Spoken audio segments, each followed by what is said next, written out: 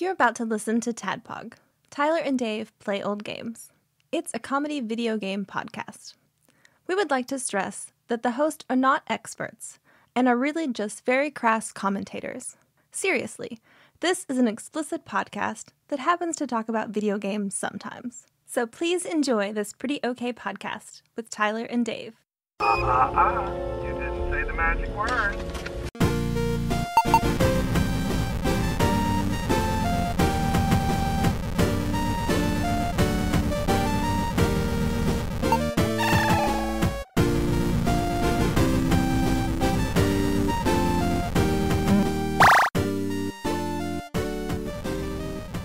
Hello, Internet. Hello.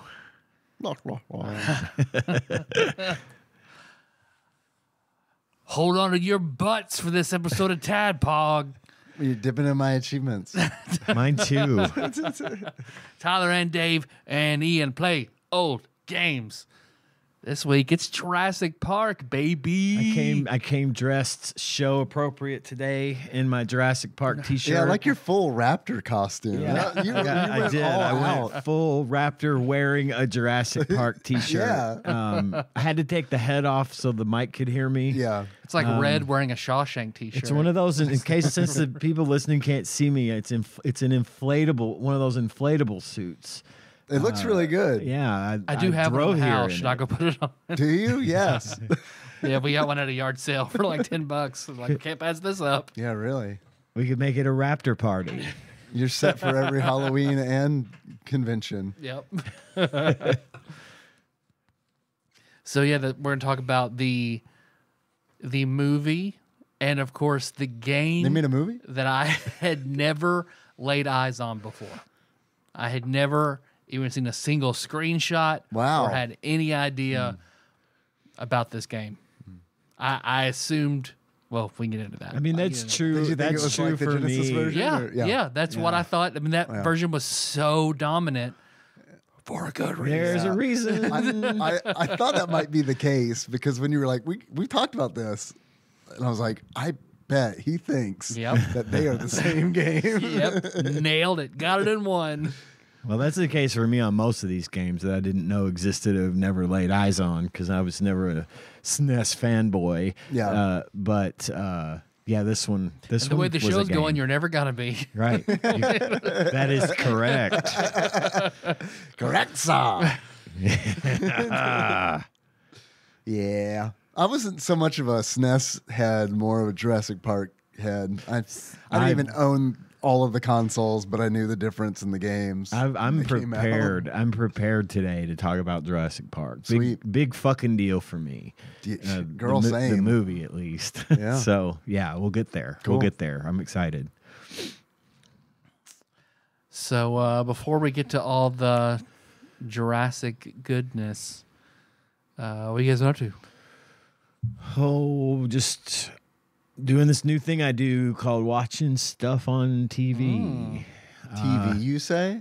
Television. Sounds like a fad. I don't think it's going to last. That's why I'm trying to do it as much now as I can. It's going to rot your brain. It will. You'll go blind if you sit too close Sit to too it. close. You don't sit too close. Meanwhile, VR goggles. Yeah, exactly. I finished Ozark on Netflix. That's a dark show. I really, really enjoyed it, but Jason Bateman's good. don't watch it if you expect it to make you happy because it's not going to do that. 4 stars. Doesn't say, says check it out. Started. sad. It is sad. It's not Arrested Development in Get the Woods. sad. No, it's a no. I started watching 3 Body Problem on Netflix. This is a new show that's come out recently. Tony mentioned that on Discord earlier today. I had no idea what he was talking about. Thought it might have been like a work hazard or something. I don't want to get too far. I've only 5 of 8 episodes through. It's just the one season right now. I don't know anything about it. It's so in a nutshell, there is a group of 5 former Oxford students that were in the physics department. They were physicists, and they were selected by this woman who was this uber good, smart badass physicist Say Uber driver. to participate. Well, Selected by an Uber driver. 3 physicists. physicism doesn't pay very well, and so Driving's physics. they were contacted by her to be a part of a program and that she had been a part of since the 60s.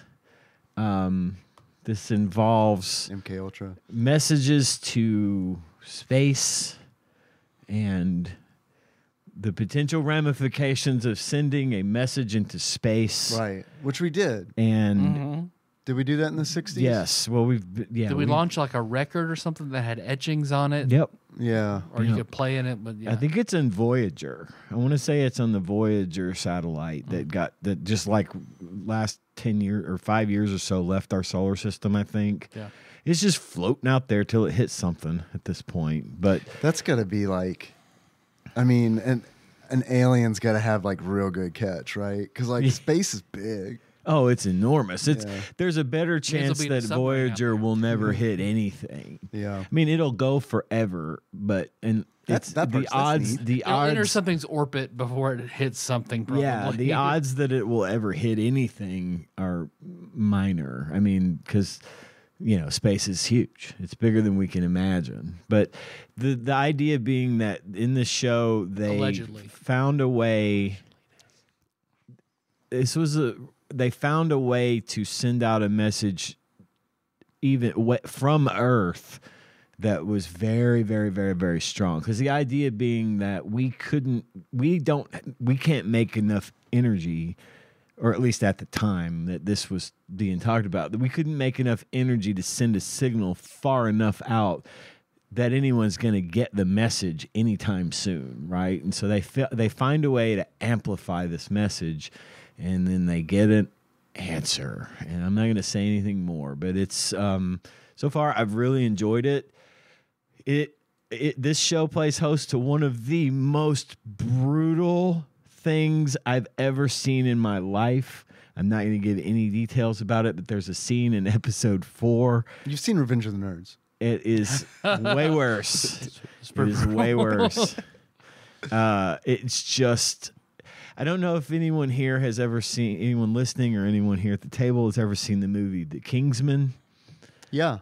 There's a scene in that movie where a guy slaughters a bunch of people single-handedly in a big fight in a church to the tune of Freebird by Leonard it's like Skinner. the reason to see that movie, in my opinion. It is the reason to see that movie. This scene bothered me more than that, and that was super bloody. And now this one doesn't go on like 7.5 minutes, but it's long enough. The concept of it was just really kind of holy shit moment. And I found myself, I watched that scene today and I was like, oh God, oh no, oh no. I mean, it was like crazy. Better or worse than the, now I'm going to try to remember his name, Primley and Finley scene in The Dark Tower? Different. Okay. A different kind of awful. Yeah. King came back around on that and revisited that Yes, later. he did. And I was like, God damn it. Yes, he did. So there's 3 body problem. So far, I'm really enjoying it. I'll give my full star rating next week after I've finished it. Pimley. Yeah, Pimley and Sorry. Finley. Pimley. Speaking of The Dark Tower, I'm almost done with the book. Man, the 7th you passed book. me. I told you You super earlier, I passed had a me. run on it for a couple of days at work that Yeah. got me a good 4 to 5 hours per day. That's real good. So yeah, I jumped ahead, but I'm super jealous. We'll get into that hopefully before long. There was a note that I had made thinking that maybe you had gotten there, but you haven't. So I'm not going to say what I made the note on. Okay. I appreciate that. Still enjoying it. Fully convinced I haven't actually read book 7. You almost have. I meant before this. Right. I think you knew that, but so there's that, and then of course John and I have been playing Overwatch together. Where is John? I hate to ask you that. I know you get asked that a lot. But I he was think supposed to be here today. I think he just sort of subtly didn't want to have to say I can't come or I got shit to do and I don't want to come or whatever. You gonna come on TADPOG today? You still doing that, man? TADPOG, All right, whatever. Okay, sure, I guess I'll try. I'll try. We've been playing a lot of Overwatch together, and I found this really. So Overwatch has this feature. First of all, they're getting ready to beta test a brand new character. Actually, it would have passed by the time this airs. This weekend, Easter weekend, they're beta testing their new character out there, putting it out as is to see what people's feedback is so they can tweak it before the next season starts. Christ risen. Mid-April. Yes, it is. He has a drill and he can go underground with it and pop up and do damage. This is the character's name is Venture, and that's what they do. I was about to say, you can only play Jesus very late on Friday night, and then first thing on Sunday, then he's gone. Yeah, he's gone. But anyway, John and I have been playing a lot of Overwatch, and I found this really neat site because in the game, when you have a game, you can go into your profile after your game is done, and it'll show you can replay the game back and see it from different angles or see it from the other players' viewpoints. Yeah, that's or cool. even a third-person view from above the battlefield if you want. That's neat. It's a pretty sweet feature. And one of the things you can do is create what's called a replay code. And a replay code lets you give that code to someone else, and they can go into Overwatch, You put gave in one that out code on the show Oh, that's right. I have done that. I forgot about that. Thank when you you. were tearing them up. You and 3 healers. Thank you for reminding me teasing of those that. guys. Yes. So I found a website because you can't view these replay codes unless you have Overwatch. I found a website where you can go in and you set up a profile and you put in the replay code and you fill in the details like what map it is, who you played throughout the course of the game, whatever. It'll take that replay code and then turn it into a video on demand that you can stream, and it goes to YouTube. So you can link to the YouTube video or whatever. It's completely free. It's owreplays.tv is the name of the website. Do they? So when it shows up on YouTube, I'm assuming it shows up on their channel. It shows up on their channel. Do they have ads on those videos? I don't know. Man, It would be stupid if they didn't. That's Actually, I haven't ever seen an ad if I've replayed it back I think that in there. Well, maybe the view count per video isn't high enough or something. It could be. But I don't know. think that could be a good little moneymaker for them. Yeah. And it's really neat because like on the games like each time you upload a video, again, you put the map, the type of game it was, who you played, you fill in all that data and it reads the replay, and then all the names of every other participant that was in that game shows up at a list at the bottom. For each one of those codes you upload, you get 3 slots, and you can pick which player you want the video. You could have 3 videos, one from my view, one from John's view, and then a third one if you want, of anyone else that's in the game to put out there. So I thought that was really neat. I've been kind of sharing some stuff out there. My username on there is the Blue Bend if you want to look it up and see what I've uploaded so far. It should be readily available for anyone that's interested in watching. Does it retain like skin data and everything? It's just like watching it back from a stream, That's really basically. Which I've been struggling. I'm thinking about streaming to Twitch. I want to stream to YouTube, but that's going to involve more equipment than I have the money to buy. Really? I don't have a stream box. I don't have a Elgato or anything. Yeah. I can stream to Twitch directly from my Xbox. Yeah. And then I think you can get like services that'll mimic it out to the other streaming platforms and stuff. Just haven't gotten into it, but until I do that, this will be a neat way to share gameplay. You could take the VODs from Twitch and then upload them to YouTube if that was kind of your thing. And I was just hoping to be able to like, take over the TADPOG channel when Tyler's not streaming or something and put my content there. Hell yeah. But I got to be able to do it. I got to get the equipment. Plus, I play my Xbox from my easy chair in my living room. I would have to have my PC, my computer in there with the box attached, and I'd probably be surrounded by a lot of cables and equipment and stuff that might not make my wife terribly happy. Yeah. Women love that in living rooms. Yeah, they do. Love they it. really do. I have an office. Yeah. Yeah. I have an office where I could set it all up easily, and it's actually a really nice office so I can stream in. But I don't always, after working or working from home, Right. I don't always feel like sitting out there for hours at a time. Yeah, I get it. So I'm trying to think of alternatives here, but we'll see. I don't know. Till then, this OWReplays.tv should be a pretty good It sounds neat. little thing. That's cool. And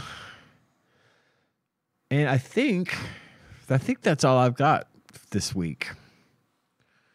I'm sure something will pop up after Dave starts talking. Probably not, because I don't have like a lot to say. It's been I'll be leaving for a work trip here in a few days, and so because of that, we've been preparing for that in the office, and so it's been pretty. It gets crazy like the week before, so I've been real tired. Sure. Get home from work, and it's like, I guess I'll just play Final Fantasy, and that's what I do. Yeah. I'm almost through all of the MSQ now. I took a break from leveling crafting because I was feeling kind of burnt out on that. I got all the crafting jobs to at least 50, and it's like, okay, I think I want to like get back to like fighting stuff because I've been doing this solid for like a couple weeks. Yeah. And the reason I started leveling those jobs is because I was getting burnt out on doing MSQ because that's all I was just trying to get it done and go through it as quickly as possible. Explain MSQ to me again. Yeah, sorry. I thought about this a couple weeks ago. I was like, did I ever say what MSQ is? Did he? or what it I means? don't think he did. It's main story quest, MSQ. Oh, that makes okay. Duh. I could have sussed that out probably. So it's the content that you really need to get through in order to unlock like in-game stuff. Okay. So it's all You got your rank 10 yet? You can't go to your rank 10. right. Yeah. Yeah, it is a lot like that. That's a really good comparison. Except MSQ is, instead of it being like 3 long missions, it's like broken up into quests. So it's it's like quest chains. The post Endwalker patch stuff has been really, really cool. I mean, I think it's been better than the actual Endwalker, the game, the expansion. Have you seen that PS5? The Final Fantasy 14 PS5? Yeah, Fuck me. The Xbox. Is it an Xbox? Okay. Yeah, I don't. They might have done a PS5 as well, but yeah, you're talking about the one that kind of looks like a aetherite crystal. Yeah. Holy shit. Because they're doing that as a sweepstakes because they just released the game on Xbox, Right. And they're doing it as like a sweepstakes where if you like go on X.com, formerly Twitter, and make a post on there, it's not a tweet anymore. I Right. guess. What is I it? don't You know. Make an X. An excretion is an what excretion. Daily calls it. Make an excretion. Yeah, you make an excretion, and then like you get entered in the sweepstakes. And I was like, I'm not going to do that, but I mean, That'd be cool though. I should just start they all want you to do this, I feel like. Or else Square Enix is all about, for whatever reason, they're like, all our marketing's X. People got to like do the hashtags, and it's like, okay, guys. I mean, whatever. Way to be 2000 and late. Yeah, for real. Yeah, Fergie, get with it. But I've thought about just making an account that's like just says like the name of it is like this is the account that I post all Square Enix Free shit account. right? Hashtag got- sweepstakes accounts. No followers, nothing. It's just like, okay, here we go. Watch that one blow up. That'd be great. Yeah, you'll get all the followers. Conan O'Brien follows 2 accounts, that one girl and this one. You were talking. Speaking of Xbox, I just got an email today that Diablo 4 is on Game Pass, We knew that was coming. and I'm an idiot because I bought it. Well, and I've I mean- hardly played any of it. So wouldn't say you're it an was idiot, Well, it was just it was a spend I didn't need to make because now I can play. I could have just waited 6 months or whatever it was and played it for free. And you're right. I saw the writing on the wall. Microsoft was going to buy Blizzard, and it was coming. Yeah. And I just did it anyway. And now I've got a paid copy of Diablo. Yeah. But no I don't know that I'm gonna play it. Yeah. I mean, I liked it okay when I was playing it. Yeah. But I mean, Didn't grab you the way that it. I mean, I saw it and I was like, I wonder about that. I don't want to spend any money on that.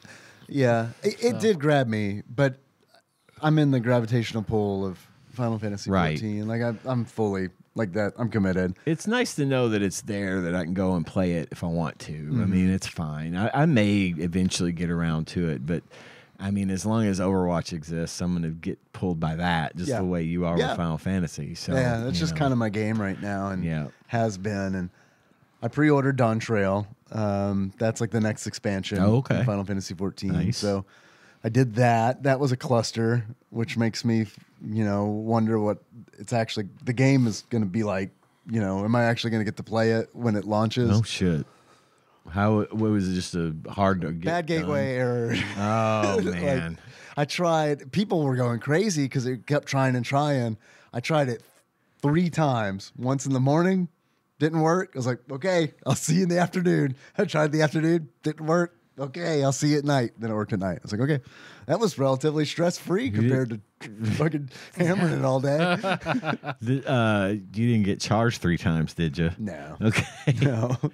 Sounds like some I shit that would pre-registered it happen. 3 times. Is that is okay? Yeah. Is that fine with everybody? It's gonna be 3 times as much fun now that you've paid for it thrice. Right. I get 3 times the experience. Yeah, I mean that's it. I mean post Endwalker patch stuff has all been like very Final Fantasy IV centric, which has been cool. I don't want to give like if anybody, you guys at the table don't care about Final Fantasy 14 like spoilers, do you? No, I don't care about spoilers. If anybody listening does, maybe skip ahead like a minute. Couple minutes, okay. Couple minutes, yeah. 45 minutes later. Right. No, I keep it brief because I don't have like a whole lot to say about it. But like, I fought Golbez last night, who is like the big bad kind of in Final Fantasy IV. And that was really cool. That's a really cool fight that I died 5 times during. Wow. Okay. Yeah, I was. Cool. That one had a few little surprises in it that I wasn't expecting. And it's like You got to bring a stubborn old man with you if you're going to win that fight. yeah, man. Oh, dude. Who is, mentioned. He's been mentioned in the game before. So, but not a whole lot. So, anyway, I just thought it was really neat and it was super well done. And it's like hearing that battle music and like how they handled him. And now, of course, Zeromus. As it is now, That's as how I they say it? now know it's pronounced, Okay. or as we like to say, Zero Mussy. That is so. That's going to be the next fight for Need me. you to milk your way up, all up in my Zeramusi. That's right. Yep. So that's been cool. I've really enjoyed it, and that's it. I did the. So every expansion has like a certain number of raids. They have like an alliance raid, which is like a 18-person raid or something like that. Okay. It's big. 18, is that right? 24? That's something a lot. like that. A lot of people. Yeah. So many people I never count them. Right. But like I ran the first one of those. There's 3, and I ran the first one of those for the first time last night. Now, do you find it difficult to like get loot when there's that many people involved? No, it's awesome because I'm late and everybody's like, this is trash. So I get all of it. Nice. They just don't even roll on it. Or Oh, they pass hell on yeah. it. It's like, all right, okay, I'll take this. Ironically, it's also garbage for me because Right. I've gotten better loot from like, just from other places. I got better loot at your mom's yard sale. But like I descent it all, so that's nice. Well, It's there like you I'll go. take your trash, Yeah. turn it into skill points and Yeah. crafting materials. Materials, hell yeah. Yeah. Hell yeah. Hell yeah. So that's kind of it. That's Okay. that's truly all I've been doing. I love it. I love when there's not. Sometimes I like when there's not a lot to report. because it just means that maybe there wasn't a whole bunch of bad. I guess I don't know. Can you No, change there's your name bad. to Oscar There's the bad. Grouch? I'll just still talk and about ask it. for all their trash loot. Can you what? Change your name to Oscar the Grouch and just ask for all their trash loot. Once they get the loot, it can't be traded, unfortunately. But you could ask beforehand, like Oscar the Grouch says, roll pass on all trash. Tyler, what have you been up to, man? I had one interesting thing while I was streaming Earthbound. So I've been trying to do it pretty quickly. No grinding, no bottle rockets. Yeah. Just playing it straight pretty quickly. It's gone well. And then, but the only thing is, there are in Earthbound, a lot of the most powerful items are 1 in 128 chance drops. They're like 6 or 7 really important loot drops that are like that throughout the game. Every enemy almost has something like that, but it'll be like a dog has a 1 in 128 chance of dropping like a bread roll or some shit. Like in real life. But like, yeah, it's just like in real life. I killed 128 dogs and got 1 bread roll. But most of that, like if I wanted to, I could just grind off screen, so I'm not being boring. The only one that I would really need to is the Sword of Kings, because the Sword of Kings, it's in a story point, and once you beat it, you can't go back. It's an important one because it's the only weapon that one of your characters can have, that Pooh can have, because His name is Pooh. he has 4 pieces of equipment in the game, and his sword is only offensive weapon. You have to get it there at that time. So I was If you want it. If you want it. Yeah. So I was like, well, I'm going to have to grind it for that. That'll probably be boring to stream, but I was like, well, that's just is what it is. So I set up everything, stopped my stream for a second. The next time, right to go into the Stonehenge base, and I could grind it out, maybe do like a, hopefully no more than like a 4-hour stream and get it and move on. I'm 30 minutes into the stream. The very first Starman Super I fight, I go like, wouldn't it be fucking something if I got it on the first drop? First Starman Super drops the Sword of Kings. Nice. Lost my goddamn mind. You can say that every time. Yeah. Well, I did for every other item. It did not work again. Damn it. Well, you had a 1 in 128 chance of it happening, Yep. and there you God. go. And I That's was like, that's awesome. That's great. I was like, oh, I'm actually going to get a lot of shit done on this stream. This is Gan's work. So, yeah, I got that. I was very happy. And then proceeded to what I thought was going to be just Stonehenge into, like, getting to Magicent. From Stonehenge to Magicent in one stream, which I thought I was not going to touch at all. I did, so off screen, I've already gotten Jeff's best weapon. I ground that out. That took like a day and a half. That was fucking awful. I don't really want to do it again. Now, are you trying? Are you getting all of these because you're not using super bottle rockets, or is this like inconsequential to like, Column A, column B. Okay. Like I've never gotten them, and I'm not using bottle rockets. So although like honestly, it's like playing tactics without using items, and I had to use all the other cool shit. Maybe be like, oh man, items are such a crutch. There's so much cool shit in this game. Just like bottle rockets. Jeff has so much cool shit that you'll never use if you use bottle rockets. So now I'm using bottle rockets. I have all his other cool stuff. Mm-hmm. So I'm having a better time with that. You're getting to play the game in a different way. Yeah. The only other thing, I don't think I'm going to... The magic fry pan that is Paula's weapon that you have to do the high chances for, turns out it kind of sucks when I was doing research into it. And I was like, oh. Like the stats suck on it? Or Well, it's her equivalent to the Gutsy bat. Mm-hmm. Like it makes her guts go way up, which her attack sucks anyway. And it's like...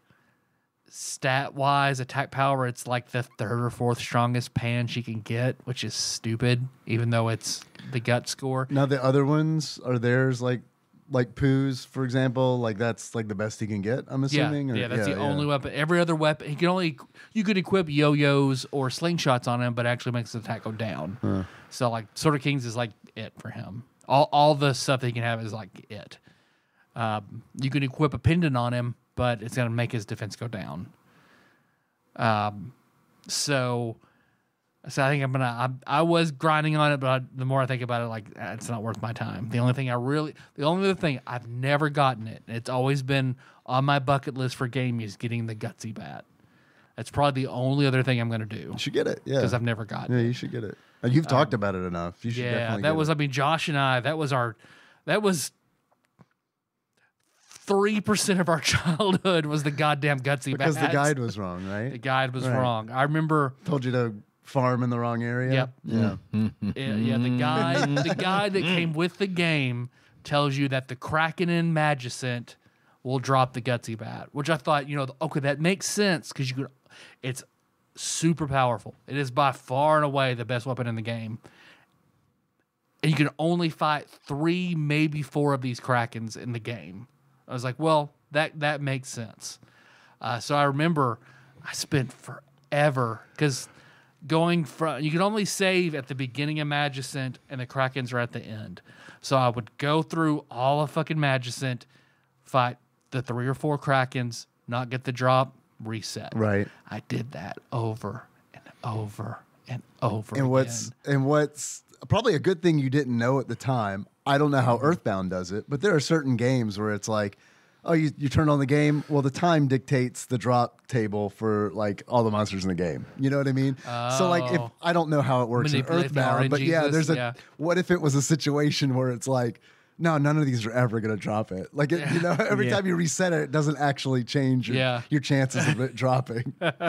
That's the kind of shit I think about when I'm farming for something. And it's like, well, it's been 5 hours. What are all the things that possibly could be wrong?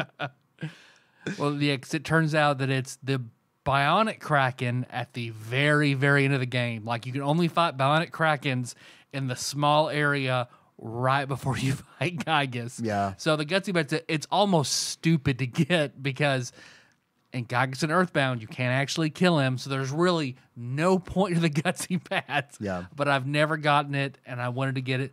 If the guide had been right, that would have been the place that would have been cool to have gotten it. Mm-hmm.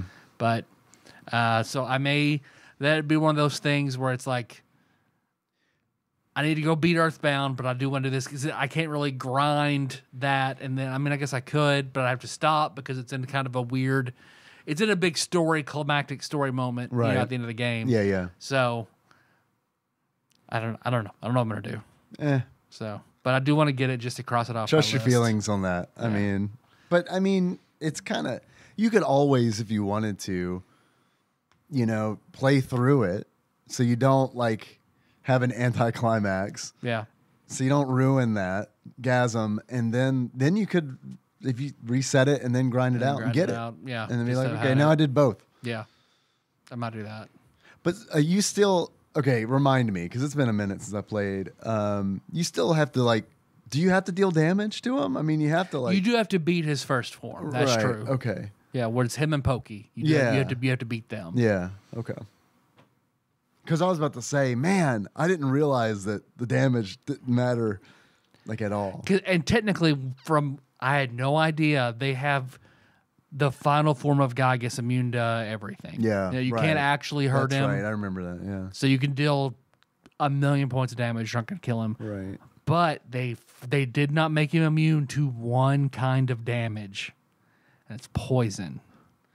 So you can throw a snake at Gygas and wait long enough, and he will die.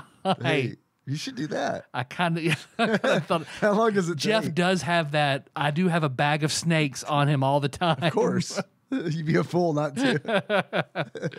So that would be a fun way to do it, though, is to throw that at him and then wait him out. Have you beaten him that way before? I've never done it like that. There you go. Because if you beat him like that, from the video I saw, he just stops.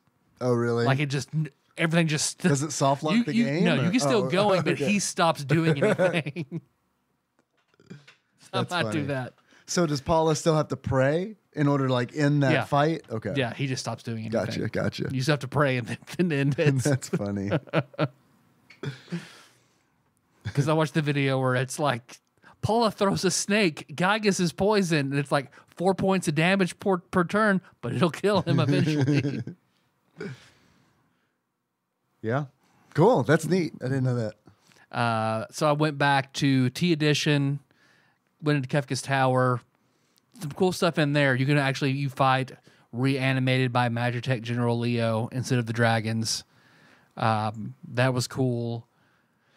But I got fucking stomped. I got waxed hard at the statues because, like, I want to go in there. You can steal very cool stuff from the Warring Triad in the T edition, and they trying to do that. Well, like, I put Locke in the wrong party, so then I figured out, well, if I use a merit award and a thief knife, I can still technically steal, but like, I have to take my prime party in instead of splitting everybody up. So I'm kind of at a crossroads in T Edition 2 where it's like, oh, if I want to do this, I'm also going to have to grind a long fucking time too. I don't know. Yeah. I don't know. So, but everybody was... I mentioned on stream because Zal was like, you're going to play something you haven't beaten before? It's like, fine, Zal. I'll play a new game. What about Baldur's Gate? Everybody's like, oh, yeah, but Baldur's Gate 3. So I may actually go ahead and I'll have my own personal run and then do a stream run of Baldur's Gate 3. Just crowdsource the class race and all the decisions and all that. So, I think I've been playing Baldur's Gate a little bit myself lately, and that would be fun. I like that idea. Might be interesting. They might have. I can't remember what they're called, but man, maybe I'm just making this up. But I feel like I saw I can't remember what these things are called, but it's like where your audience can interact directly in the game. Where it's like, oh really? Instead of you doing it manually, being like, okay, so what should I do here? I think there's like a plug-in or something. But I'm not sure if it's available. What streaming service it's available on, even if I'm making it up. Because remember, Twitch plays Pokemon, where everybody was putting in their own code to actually move and fight, and yeah. I don't know. I've never done it, but I know it exists for some games. I thought maybe Baldur's Gate 3 might be one of those. That'd be cool.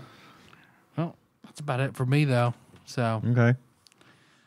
What do you guys want to do? Do you want to do a draft? Do we want to? Well, we have a plan for our next episode to be a draft show. Yeah. And so maybe we'll hold off on a draft for now. We probably have a lot of Jurassic talk. Yeah. I would imagine. I think we probably do. Or more Cretaceous, honestly. Yeah. Yeah. Mesozoic. I think we're at a good spot since this is probably going to be kind of a big one. We could probably break now and then get right on to the game. Okay. Movie and game. We can call for help. We gotta reboot the system first. The door locks. Ellie, boot up the door locks.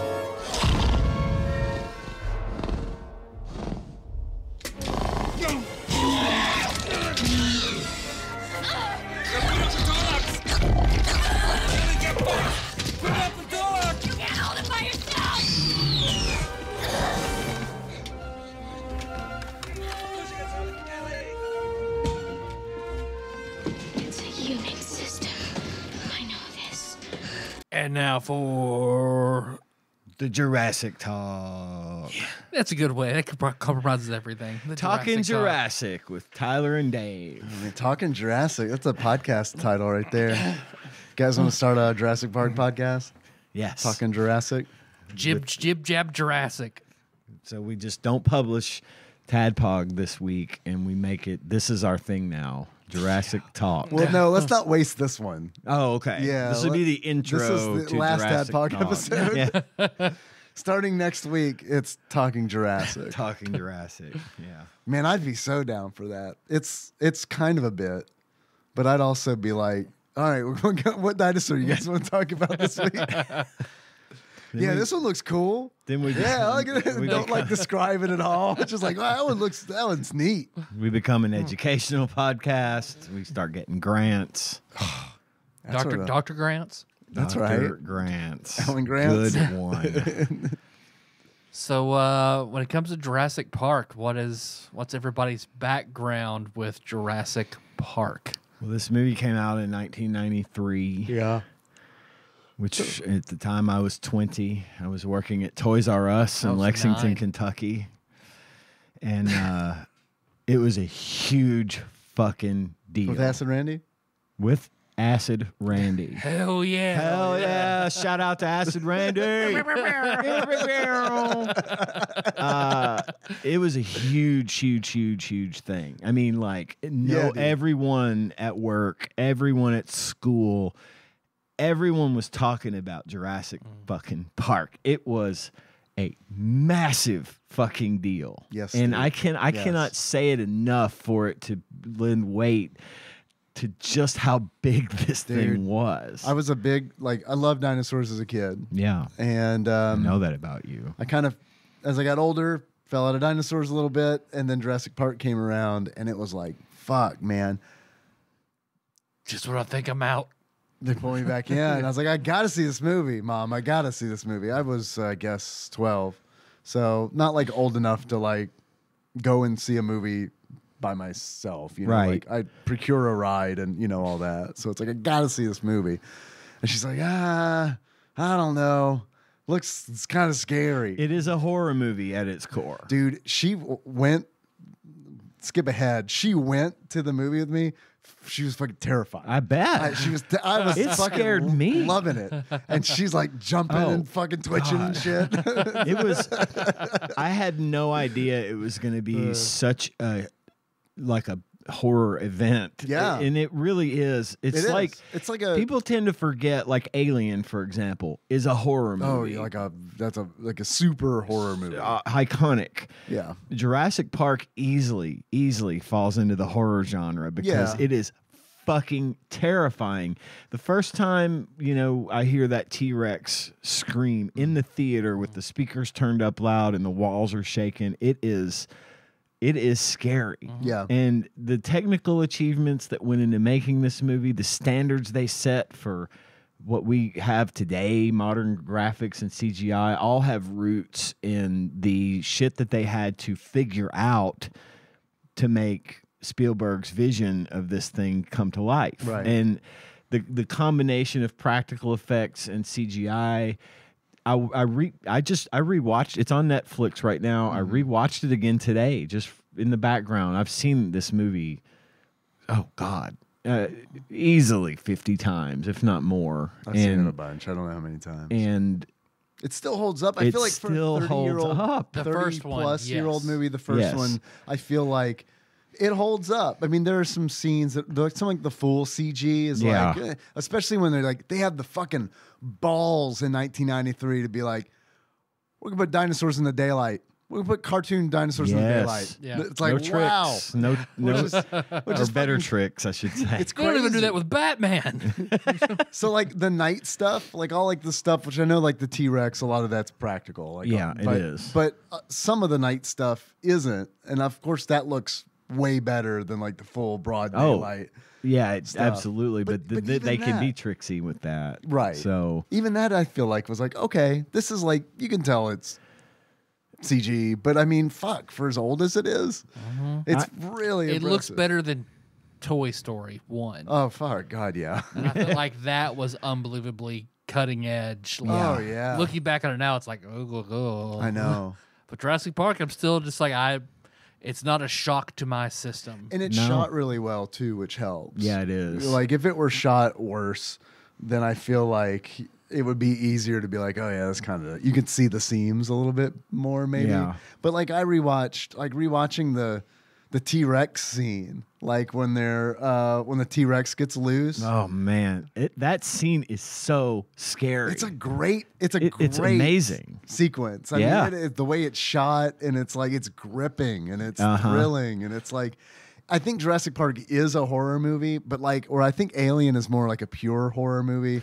I feel like Jurassic Park is like an action horror. I agree. Yes. 100%. But I feel like, I do feel like it's both, and I feel like it's more horror than the first Jurassic Park movie is more horror than. Then they do what sequential they ones. always do and make it more actiony. And Right. Yeah, and I personally like Jurassic Park 2 and 3.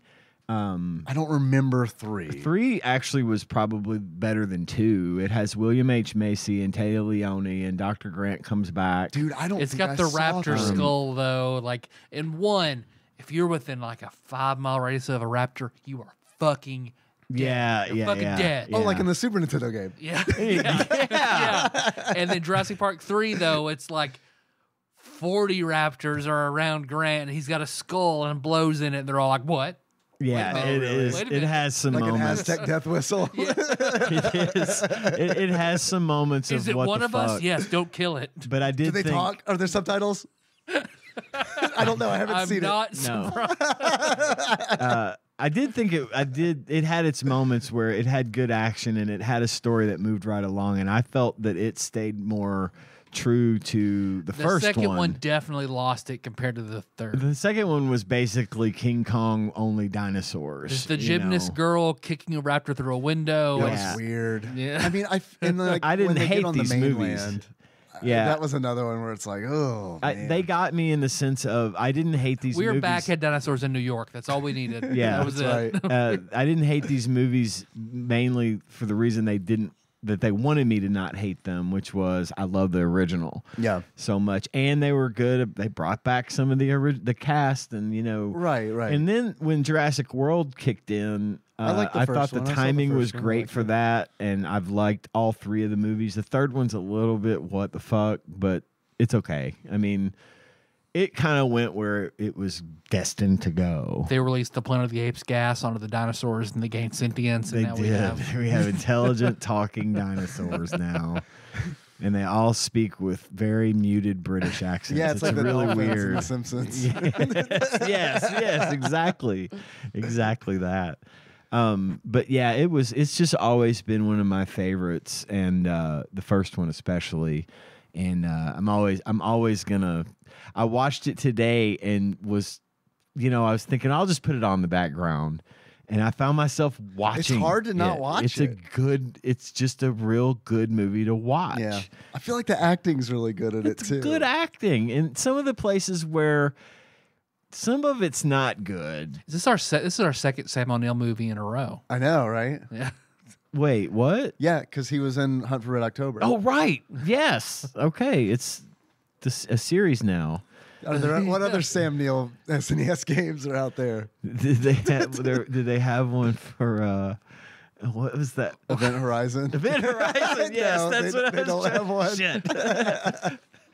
It would look I terrible. can't name a fourth Sam Neill movie, unfortunately. I don't think. If I thought about it long enough, I could. But I Tyler's don't on think it. there's enough time. I've probably seen several of them. So some of the acting, what? Some of the acting, it was fine the first couple times I saw it, right? But now I'm at the point where I've seen it so many times, I kind of cringe at certain parts. Dude. Like especially Dr. Sattler, Ellie Sattler's, some of her lines, some of her...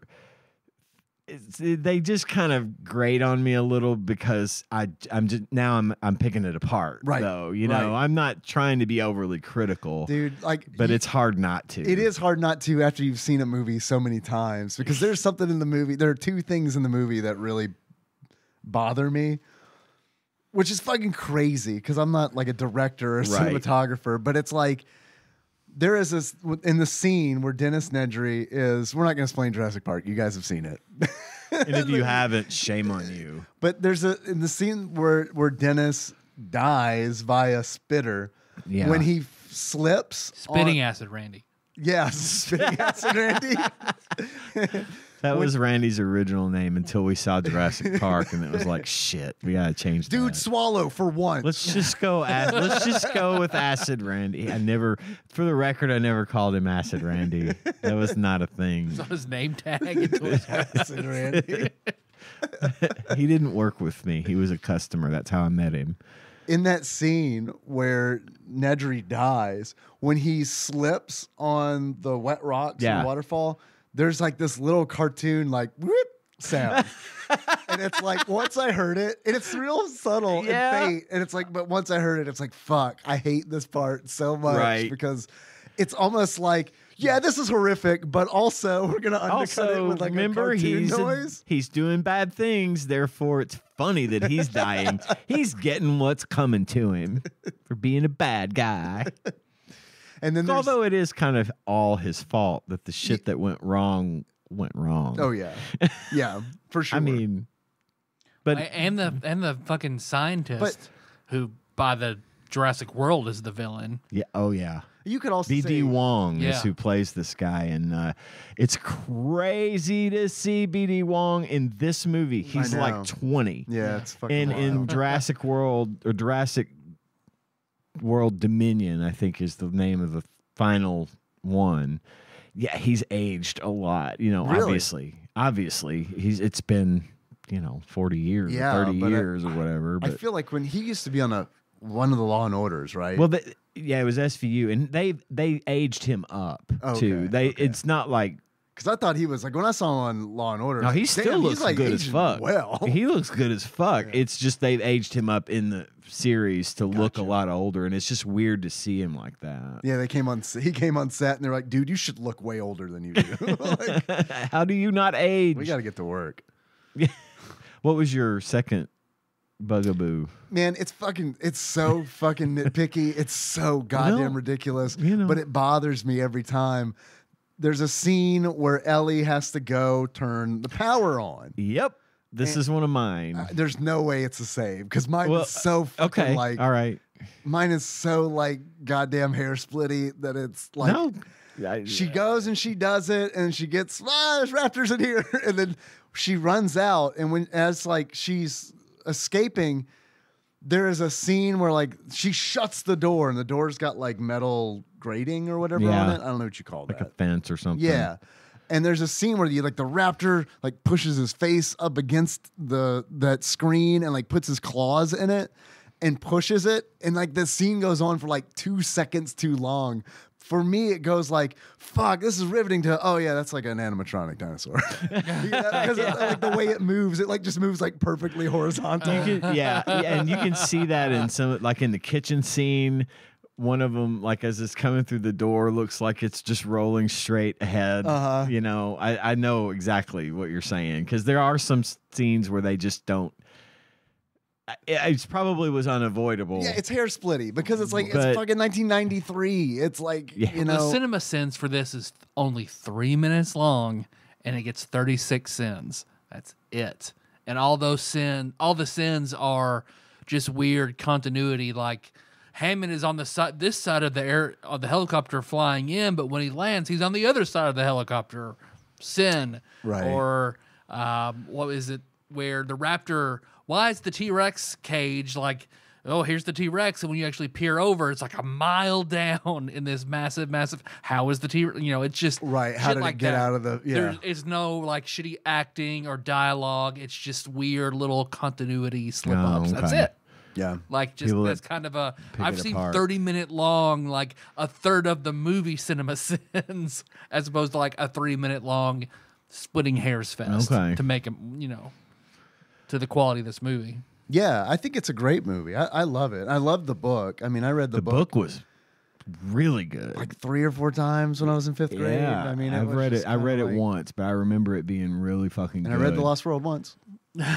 Me too. Well, that's so living in this house in the 3rd grade, and then David Dykes of Batman and Robin fame was my neighbor, and I remember like I was in 3rd grade, he was in 1st grade. He was your neighbor when you lived in this house? In here, right? He yeah, lived in that one that with one the right next- loud dog? Yep. Okay. And I remember like seeing him out in his yard one day. So I was like, right, I'm gonna play with another kid. So got up, have a conversation with him, got to know Dykes. As I've said, my family, not movie people. Also not really readers. The Bible was read. That was it. There are no So, dinosaurs in that. No dinosaurs. So dinosaurs not Christian. Famously, no dinosaurs in the Bible. There might be some in Trump's Bible, Trump's new Bible. They selling for $60 a pop. Yeah. Hey man, that explains a meme I saw. Hey, I didn't man, know that was you The get- Lee Greenwood you get the Constitution Bible. Constitution, you get the Pledge of Allegiance, you get the Declaration of Independence. Bill of Rights, I'm telling you, as man, God intended. that is a value. $60 a pop. $60 a pop. And the reviews say the pages are sticky. oh man, God. Anyway, you're David. Stephen Colbert had a good breakdown of it. Yeah, So yeah. I know that. But talking to Dykes is all about dinosaurs. Always has been. So like one of the first things we talk about is he shows me his fucking dogged, falling apart. He's read it so many times, copy of Jurassic Park, and tells me about the movie, and he goes through everything with me. Yeah. Otherwise, this movie would not have been on my fucking radar at all. I would have had no access. You wouldn't have heard about it? Like what do you, like, would you, you've heard about it at school, I don't really right? remember my friends really talking about it. I guess maybe because of the age. Yeah, I mean, you were still 9. pretty young. 9. Yeah. Because, dude, like, when I was 12. He was in first grade fucking reading Michael Crichton Jurassic Park. Like, Shit. yeah. Like, when this movie came It's out. a dark read for a fucking Yeah, Well, if you don't Dacus, it lines up. Man, like, babies get eaten like 10 pages in. Hammond dies. Yep. I remember when this movie came out, and I was like, "Mom, I gotta see this movie. I gotta see this movie." For a day, she was like, "No, I don't know. It seems scary. Like maybe it's not a good thing." And I went to school, and like fucking everybody's like, "Dude, did you see the guy in the toilet? Guy on the toilet. Guy, did you see it?" Yeah. I mean, it was just like that's all I fucking. And then chasing the Jeep, and it's like, "Fuck God, I gotta see this movie." I mean, it was like, holy shit. Oh, I hate missing out. Yeah, and it was like, but it was fucking crazy because it was like everybody. I mean, it was everybody. And I got home and I was like, "Mom, I'm literally the only person that hasn't seen this movie, and I really want to see it." And she's like, "Okay, well, we'll go see it." And we went. So grateful. I was so grateful. I fucking loved it. She liked it, but she was fucking like tensed up like the whole time. I'll never forget that. That was that's such a good memory. That is a great memory. I love that. That's one that, comes back from time to time. Well, and it's like, I remember when my mom took me to Jurassic Park. She really didn't want to go to see that movie. It's when But she did it anyway. She did that for me. It was nice. It's one of those few times when I can truly remember like kind of everything about the time around it and everyone getting together and wanting to see it and wanting to talk about it. It was all the rage at work, like I said. And yeah. But it's so funny how timeless it is too, because like back in 2005, Tanya and I went to Disney World. When we remarried, we went to Disney World on our honeymoon, and you wore that Raptor suit. I did. I've had it since then. It's getting worn out because I have to wear it a lot. But every anniversary they had a Jurassic Park, like a dinosaur. I don't know if it was Jurassic Park. I think it was a ride, and at the end there was this whole thing like as you kind of. If you spend enough time at Disney World, you start to kind of run into the same people that you see in the line or that you see at the restaurants or whatever. I remember being a kid and being like, "Oh, that hot girl's in this line too." Yeah. The hot girl from before. Exactly. But there was kind of this understanding of we don't talk about what happens on the Jurassic Park ride because at the end of the ride, I can now because I think they've taken it away, but I don't know if it was actually Jurassic Park themed or if it was just a dinosaur kind of experience. Jurassic Park's hot, but do dinosaur shit. But it was at the very end of it, you get like surprised by a T-Rex, a full size T-Rex head popping out at you and screaming at you in that roar. And no one ever tells anyone about it. They don't tell the other riders what's coming so that they get the full experience. And it was neat to have it's everyone had this in common for years after the fact, and that's why I was really excited to be talking about this game tonight because we so rarely get to hit on a movie that everyone knows and everyone's seen and everyone can kind of relate to. And I think No Escape. Well, that too, that and Jurassic Park. But it was neat to see for that to come up because this is one of those few movies that like it's hard to find people who haven't seen it. Yeah, in this case, and so everyone in my 5th grade class. Well, it wasn't just Jurassic Park. Dacus also. I mean, I especially would have had no barometer to the OG thing that got him into dinosaurs in the first place, which is Godzilla. Oh, I went over to his room. His whole room was done up in like Godzilla stuff. So he, showed me that and Jurassic Park were his contributors to my life until we became friends again in like late high school. I had a buddy who was really into Godzilla when I was a kid. But back then, we didn't have easy access to anything. So he had a few toys, and he could tell me all about it, but we couldn't just, like, stream the movies or the show or whatever, you know. So I was a little late to the Godzilla party, but... Well, Ultraman as well. I played Ultraman for the first time over at his house. I was into Ultraman big time. I watched that when I was a kid. It was a weird show. Yeah. Surprised I don't have epilepsy from watching that one. So despite the fact that Jurassic Park is, you know, we're like at 40 now, aren't we? No, 30. It would have just passed its 30-year anniversary last year. There's still quite a few. There obviously a lot of time has passed. I got a lot of trivia. If you'd like me to go through some trivia about the movie, you may or may not know it. Listeners may or may not know it. I'll but obnoxiously let you know if I knew it. Or I not. found a good. I found a good list of. I knew you did. Quite a few things. I knew how much was on it.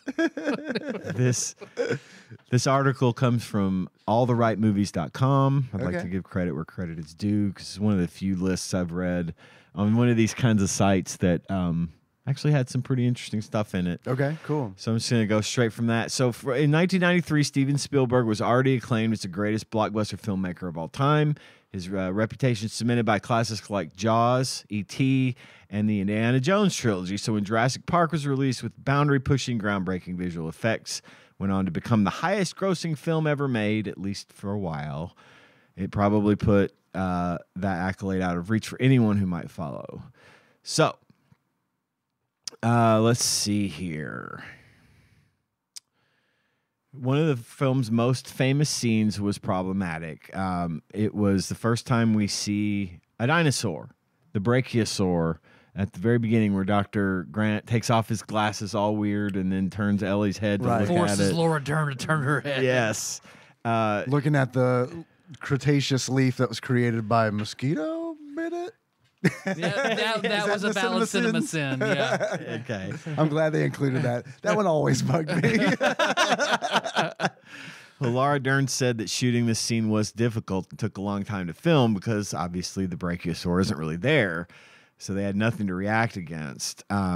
It's when added to this, Spielberg would make up shots on the spot and nobody else could keep up. So when Phil Tippett, who worked on the visual effects team, saw a CGI demo of the brachiosaur for the first time, he said to Spielberg, "You did it, you crazy son of a bitch." That line was later given to Jeff Goldblum. Is that a real dinosaur? To say. No, that's CGI. Thank you.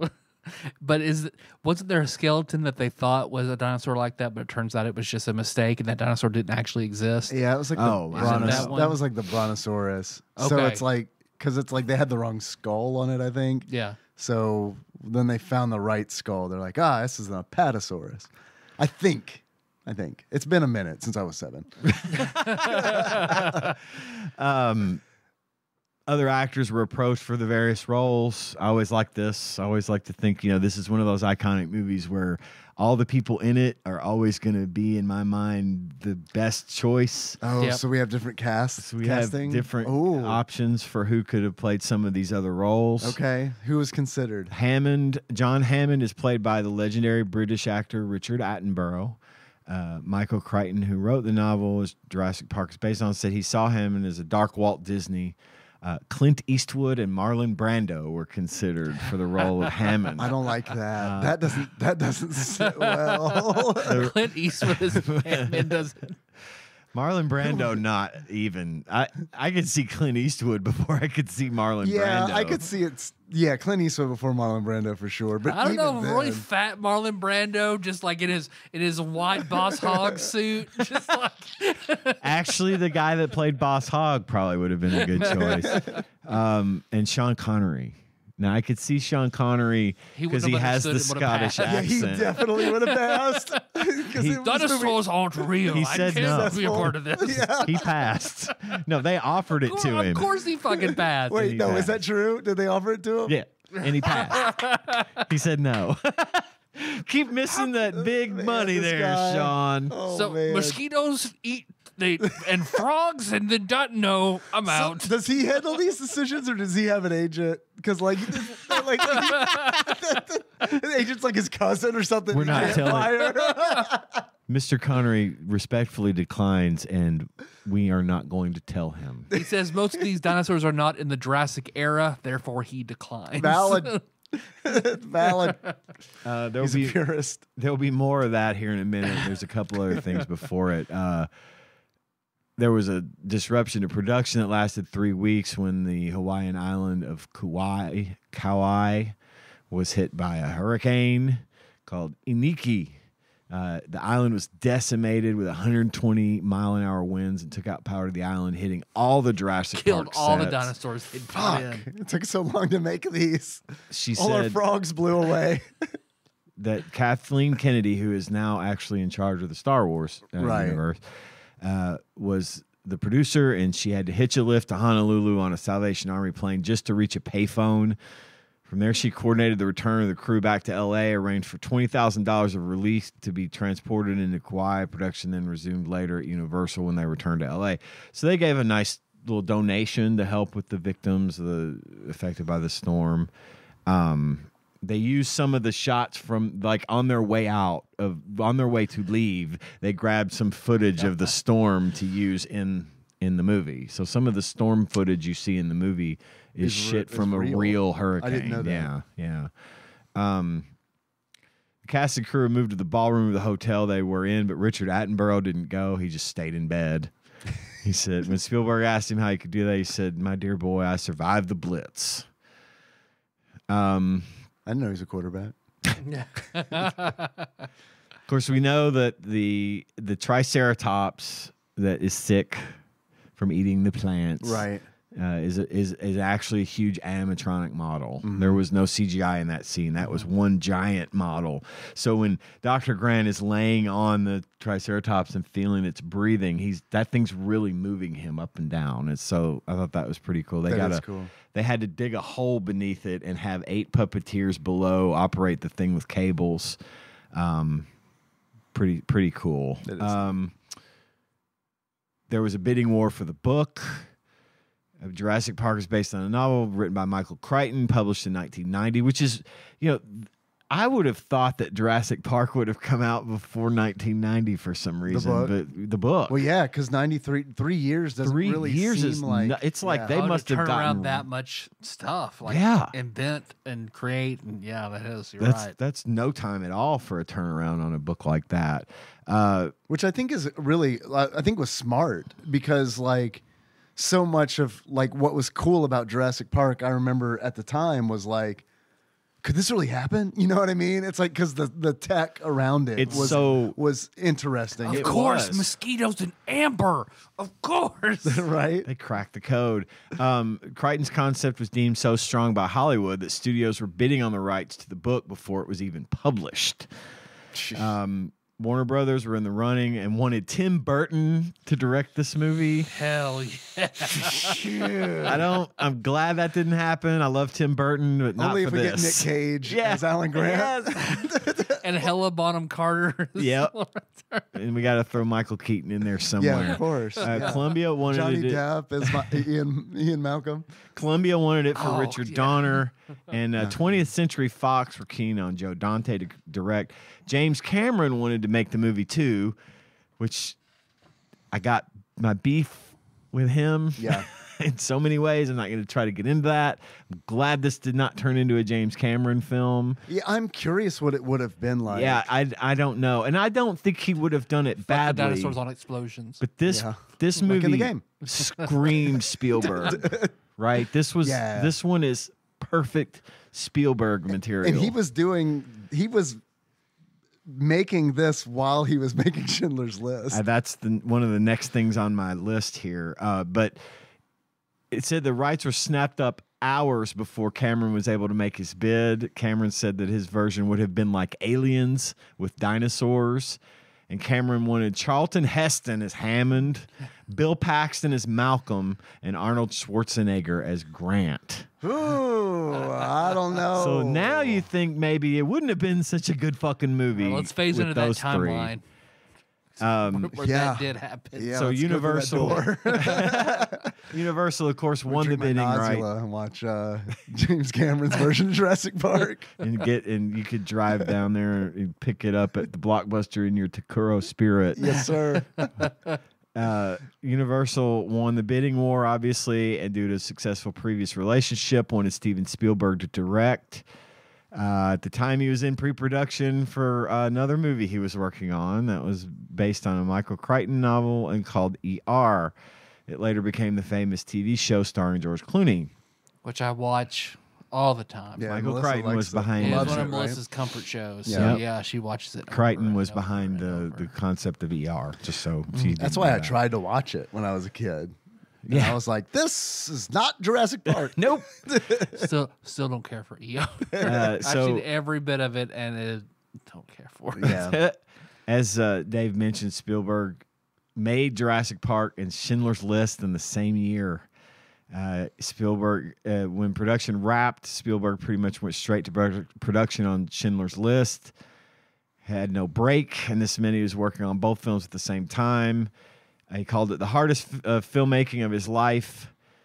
It surely was worth it, though, because Jurassic Park was the highest-grossing film of all time, and Schindler's List won Best Picture and Best Director at the Oscars that year. Modern technology allowed Spielberg to be in two places at once. Spielberg wanted to keep communication channels open between himself and the team in L.A. that was working on Jurassic Park. He was filming Schindler's List in Poland, so he rented 2 satellite channels through Polish television and kept them open at all times, which cost $1.5 million per week Whoa. in 1992. Whoa. Yeah, that's a lot of money. Whoa. All right, now we're back to who was offered these roles in this Yeah, movie. The yeah. lead role was originally offered to somebody else. The protagonist of the movie is Dr. Alan Grant. Many actors were in the frame for the role of Grant during the casting, including Kevin Costner, Okay. Dennis Yeah. Quaid, Okay. Mel Gibson. No. No. Nope. Richard Dreyfuss, which I actually would have. Well, sure. Richard I would Dreyfuss like is Hammond. Jaws. Yeah, I could see Dreyfuss as Grant, though, too. And, of course, Yeah. Robin Williams were all considered by Spielberg. Yeah. William Hurt turned down the role because he said, I'm not keen on the dinosaur angle. Okay. Kurt, All right, Connery. Kurt Russell also turned it down when he and Spielberg could not agree on a salary. Man. I think that would have been a good one. I I'd like be Kurt real Russell. interested to see because it's so hard to it's so hard to imagine anyone other than Sam Neill as I agree. Alan Grant because I've seen that movie so many times. But right? Kurt Russell would But be a pick. Kurt for Russell me. would be. I want to see what it's I like. agree. And also, last but not least, Harrison Ford turned it down because he said it was too close to Indiana Jones, I guess. And he said no. So I don't know how he put that together. I mean, I guess the archaeologist thing. I guess some of the adventure. I guess Yeah. it could be confusing, I suppose. I'm with him on that. I agree. Yeah. I agree. I'm going to skip He some of hates these. acting anyway, so yeah, unless you're really invested. Big names were considered for other cast members too, though. Just like with Sam Neill as Grant, there were a lot of acting names up for the part of Dr. Ellie Sattler before Laura Dern. Nicole Kidman, Okay. Heather I mean, Graham.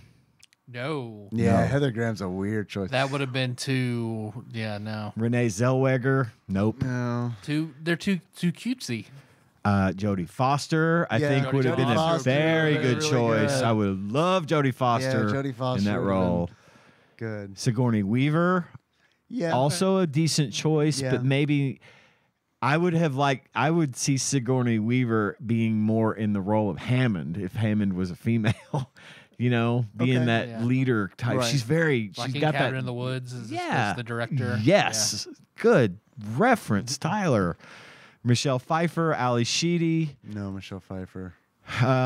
Gina Davis. Ali Sheedy. What a That's what weird, a isn't it? odd It's a weird choice. pull. It's you a know? weird pull. Yeah, Absolutely. it is weird.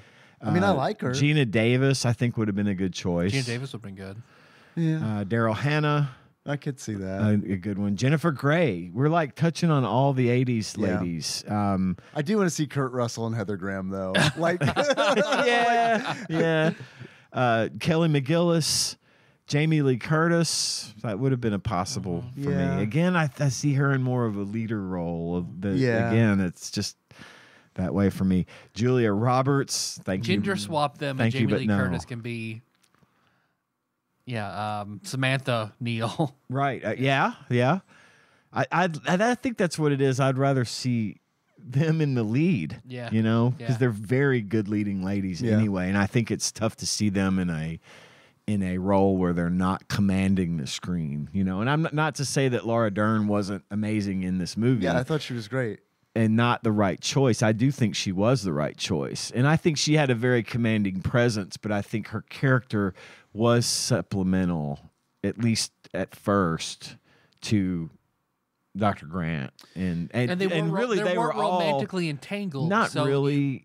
Sort of, kind of, but not really. There was that tension. Yeah. I thought that the Jeff Goldblum choice, Kurt Russell would have fucked whoever that other person was. right? Exactly. It would have been impossible for him not to.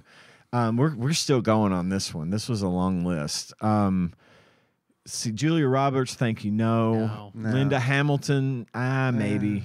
Sarah Jessica Parker, no. Bridget Fonda, maybe.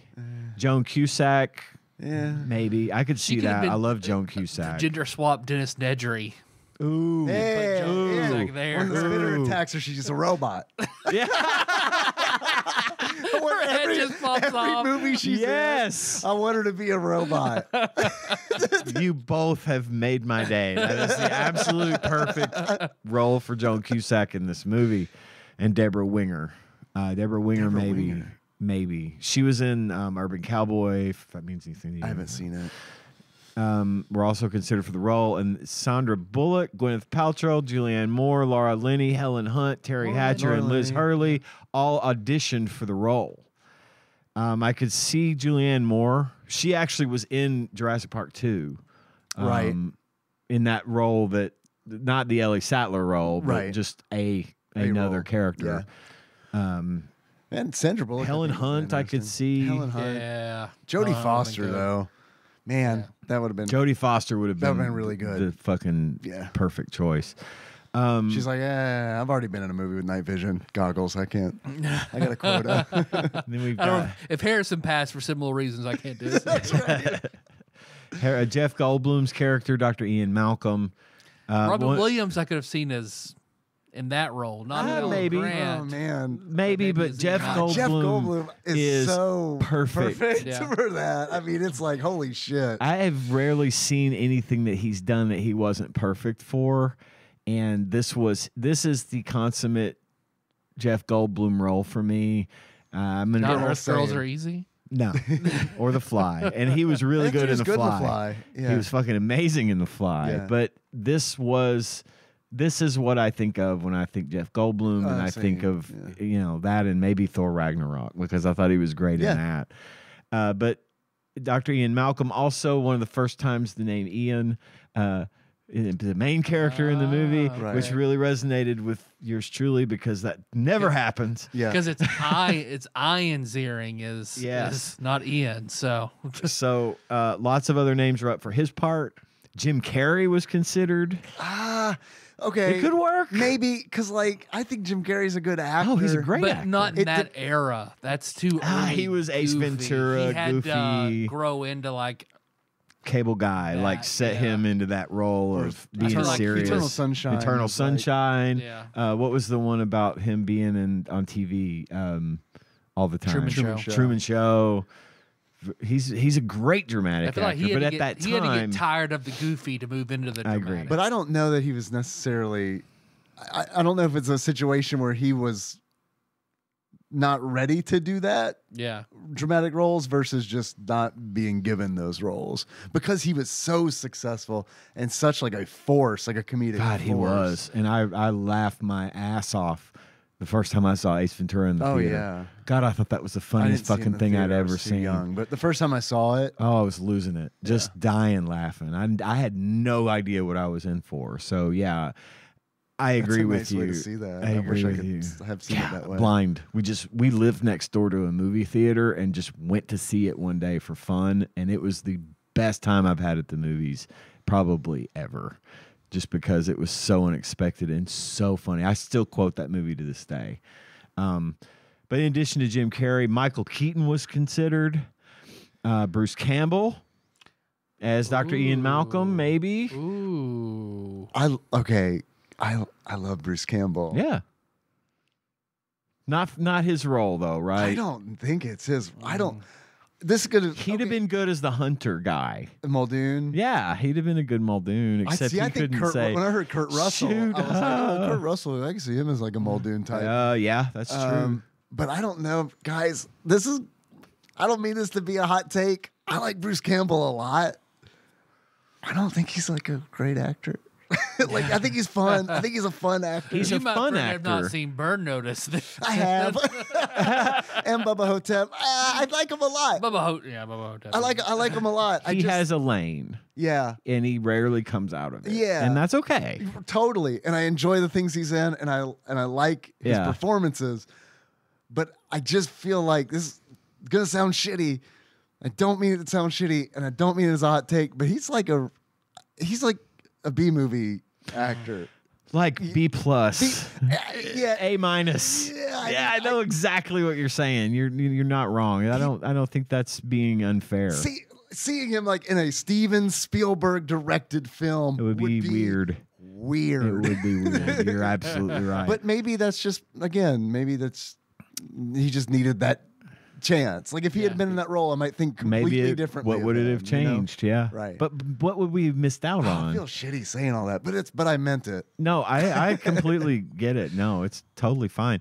Johnny Depp, no, not as Ian Malcolm. We made that joke earlier. Ted Danson, I could see Ted Danson in that role. He's funny. He's a good dude. Curb recently. Steve Guttenberg, I think that might have given Steve Guttenberg a little bit of a bump. Yeah, I think in brown face or not in brown face.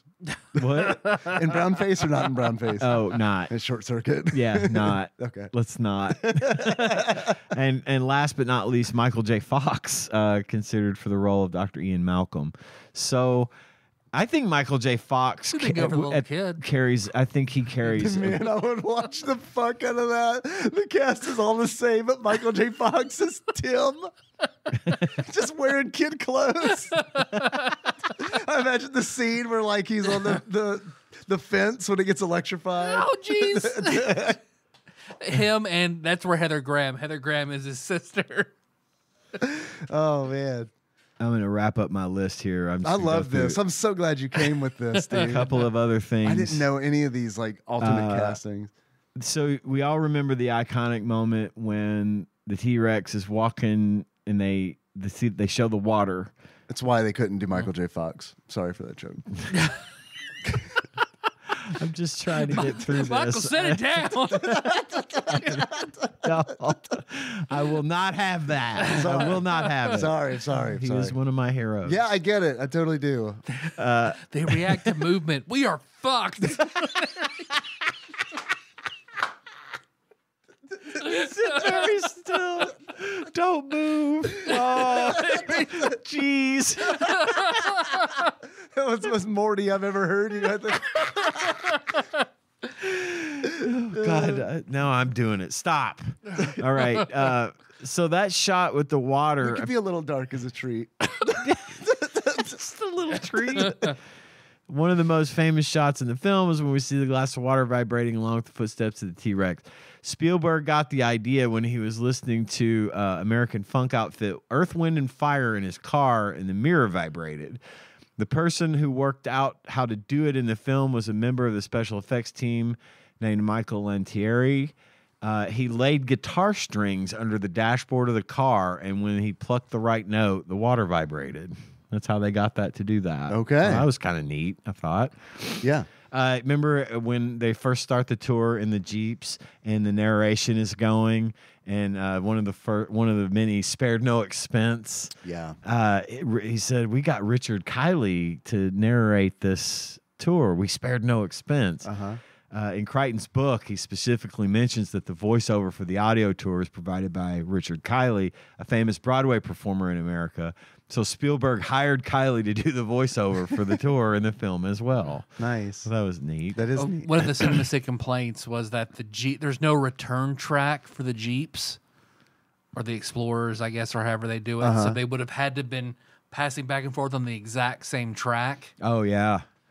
I don't So it's like understand. that. Or go in reverse even. Yeah, so like you could only have so many tour groups going like that at a time because there's no like return track to keep them all. But wouldn't it just loop around? circulating. Unless it was on a loop, yeah. Yeah. I don't know. In the board game, it loops around. I'm just saying. Oh, and then another one was in most board games, how Hammond talked. loops around. No, Connect 4. How Hammond talks to himself in the intro. Uh-huh. So the cinema was like, was he gonna do this like 200 times a day with every single tour group that came in? Cloning technology. Mix him in a frog. Frog DNA. Or that thing that dude became in the X-Men movie. The original X-Men movie where he shit. turns into that amphibious thing, the senator or Oh whatever. yeah, it just kind of melt into the water. Yeah. Man, I need to rewatch that. It's been a long time. I since haven't I've seen that in a the while original either. X-Men movie. Spielberg was inspired to get Dennis Nedry, Wayne Knight. Do we have any potential castings for him? We do not, but It was always just Spielberg. him. In every reality, it's still The him. reason He's that the we he's don't the Keystone Nedry. the reason that we don't is because Spielberg saw Basic Instinct, Yeah. and Paul Wayne Knight is in that, and he saw it, and he Sharon said he Stone thought Zoe. that role would be perfect for him, and so he wrote his name down and then got in touch with his agent. Oh, Charlie Sheen was also considered to play the role of Dennis Nedry. Oh fuck! Oh, Weird, totally different, not even close. on that Samuel L. one. Jackson would have beaten the fuck out of Charlie Sheen on the set of Jurassic Park. There's no doubt in my mind. Let's see. The little girl Lex is played by Ariana Richards, who was just 13 years old at the time. Spends a lot of time in the film screaming, and apparently the reason she got the role is because in her audition she was able to scream as much as she could and as loud and consistently as she could. Steven had watched a few auditions on tape that day, and I was the only one who ended up waking his wife off the couch, and she came running through the hallway to see if the kids were all right. So apparently her scream got her that part. And she was one of the best parts of this movie. I love her comedic timing. The thing with the jello shaking, and she was perfect in this film. She and her little brother. yeah. I thought those two were just adorable, and they did so well. The little guy's timing, was unbelievable. Yeah, when the Jeep that they're trapped in goes over the cliff and it falls down through the tree, and they're climbing down the tree. The Jeep is falling on top of them. They get to the bottom. The fucking thing lands on him again, and he goes, and now we're back in the truck. And then he gets blown off the fence with the electricity. He goes 1, 2, blows him off the fence. They resuscitate him with CPR. And the first thing he says when he wakes up, 3. Just love that shit. Does Cinema I love Sins it. talk about the fact Would he that have the been kids shocked? could crawl through the fence? Because when Nikki and I were watching it, it's like, They could crawl because through that because fence. Alan Grant's like, nope, and Nikki's like, well, the kids could fit through, and I'm like, yeah, I they agree. could. They agree. mentioned how like the posts were different in different shots where he was on different sides, and then would he have been shocked at all because he wasn't grounded when he was up in the air holding on? Fuck, man, they know more about electricity than I do. Okay, so a couple more. I'm not trying to take up the whole show. Do it. Yeah, I'm fine with it. Yeah. The ending of this movie was originally different, and not in the sense that the book was Not the same as different, the book. not the same as the book. In the script, the end of the film didn't originally have the T-Rex showing up and saving the group from the Velociraptors. But Spielberg thought the audience would hate him if we didn't see the T-Rex just one more time.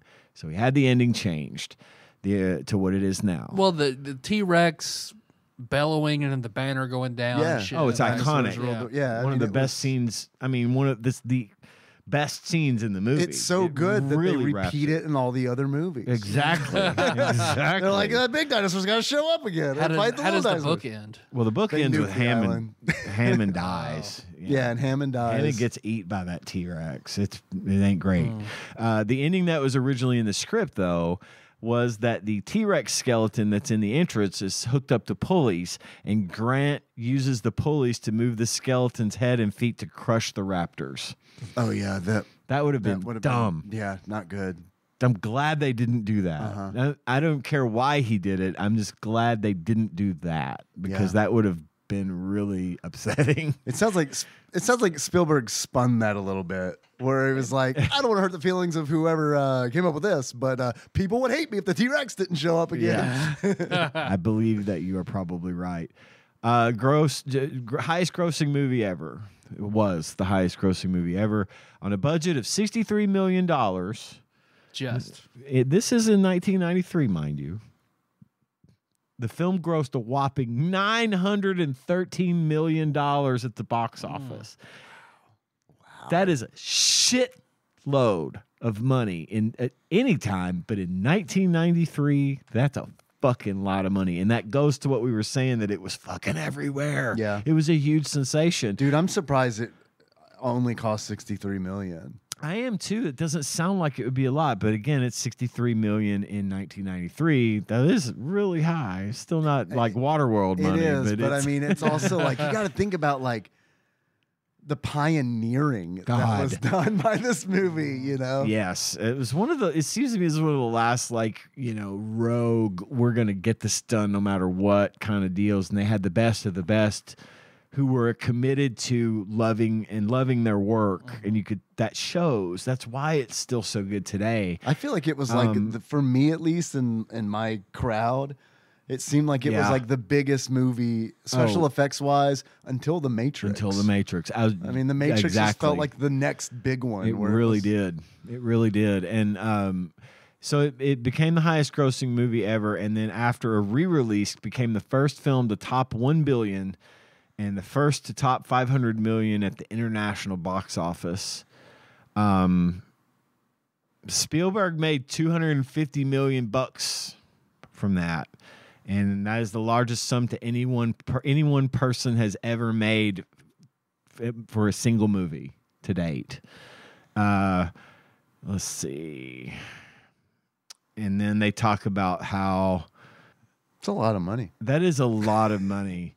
And then, of course, the pioneering CGI effects, the sort of the butterfly effect that it had on everything afterwards, and the standards that it set, just everything about it. This is one of those permanent moments, right? This is one of those moments in cinematic history that becomes cemented in our culture as a big fucking deal. And it earned that right, and I think it still holds that place in my heart as being as big of a deal.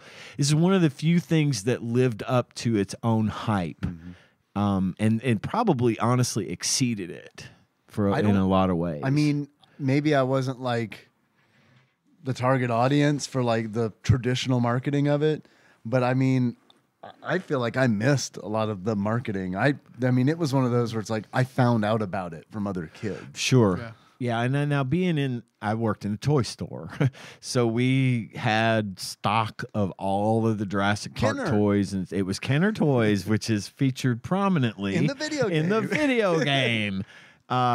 We had all that stuff stocked and ready to rock for when the movie released. You know, they blitzed it, so I was hyper aware of it. I had them toys. You better believe I had them toys. Yeah, I believe it. I had some of them. I had Dicus. The dinosaurs He showed were me. cool. They had that T-Rex where you could rip some of his skin off. See the muscle underneath. Yeah, I remember like that. Battle damage.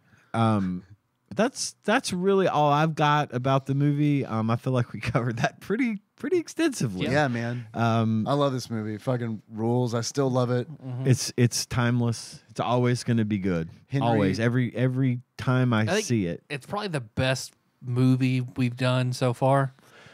It's up. I would there, have if not to the agree. best. The only reason I'm not being like hell yeah is because I can't remember all of the movies we've talked about. I don't think we've had anything really of this magnitude Yeah. that is so universally well liked. Yeah. I think that's probably a very true statement, Tyler.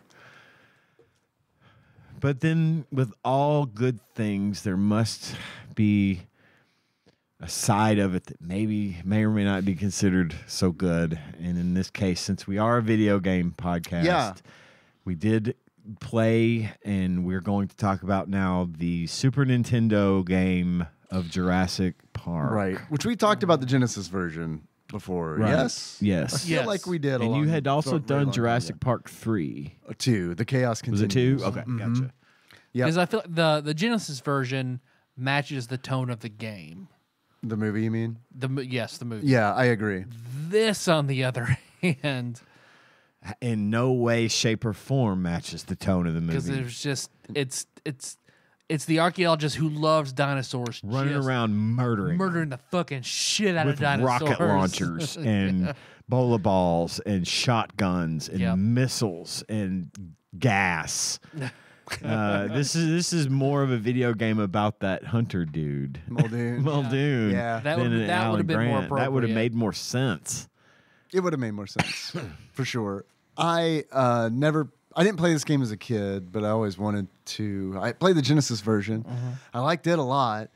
Going back and playing it is like, Yeah. Right. it's rough. And then it's like, is the only reason I liked the Genesis version because I could play as a Raptor? Yes. Yes. The answer is yes. The Alan Grant levels, even though I thought And it there was. are more of them. Yeah, I know. And I thought it was cool that in the Genesis version of the game, they take scenes from the book that weren't in the movie, like that raft level. There's a whole thing with the raft in the book. A Yep. whole thing. And then there's the atrium. There's a whole thing about the atrium in the book. And it's like, so I thought that was neat that they pulled source material from the book to pad the Genesis That is version of the cool. game. But yeah, the Super Nintendo version's completely different. It's a top-down, it's like an action RPG almost. Yeah. Zombies Ate My Neighbors. It is visually reminiscent to Zombies Ate My Neighbors. I think it's more visually. I honestly, it reminds me more of Zelda than like a Same. Zombies. Yeah, me it too. It feels to me like Ocean developed and published this, I believe. Ocean developed and published this. It felt to me like they were like, let's make Zelda, but it's Jurassic Park, and I honestly like the idea of like an open world Jurassic Park. It was a neat concept. I like that aspect of it. I wish it was bigger. I wish it was like the whole island. Yeah. And I wish that it was easier to navigate because it's a park.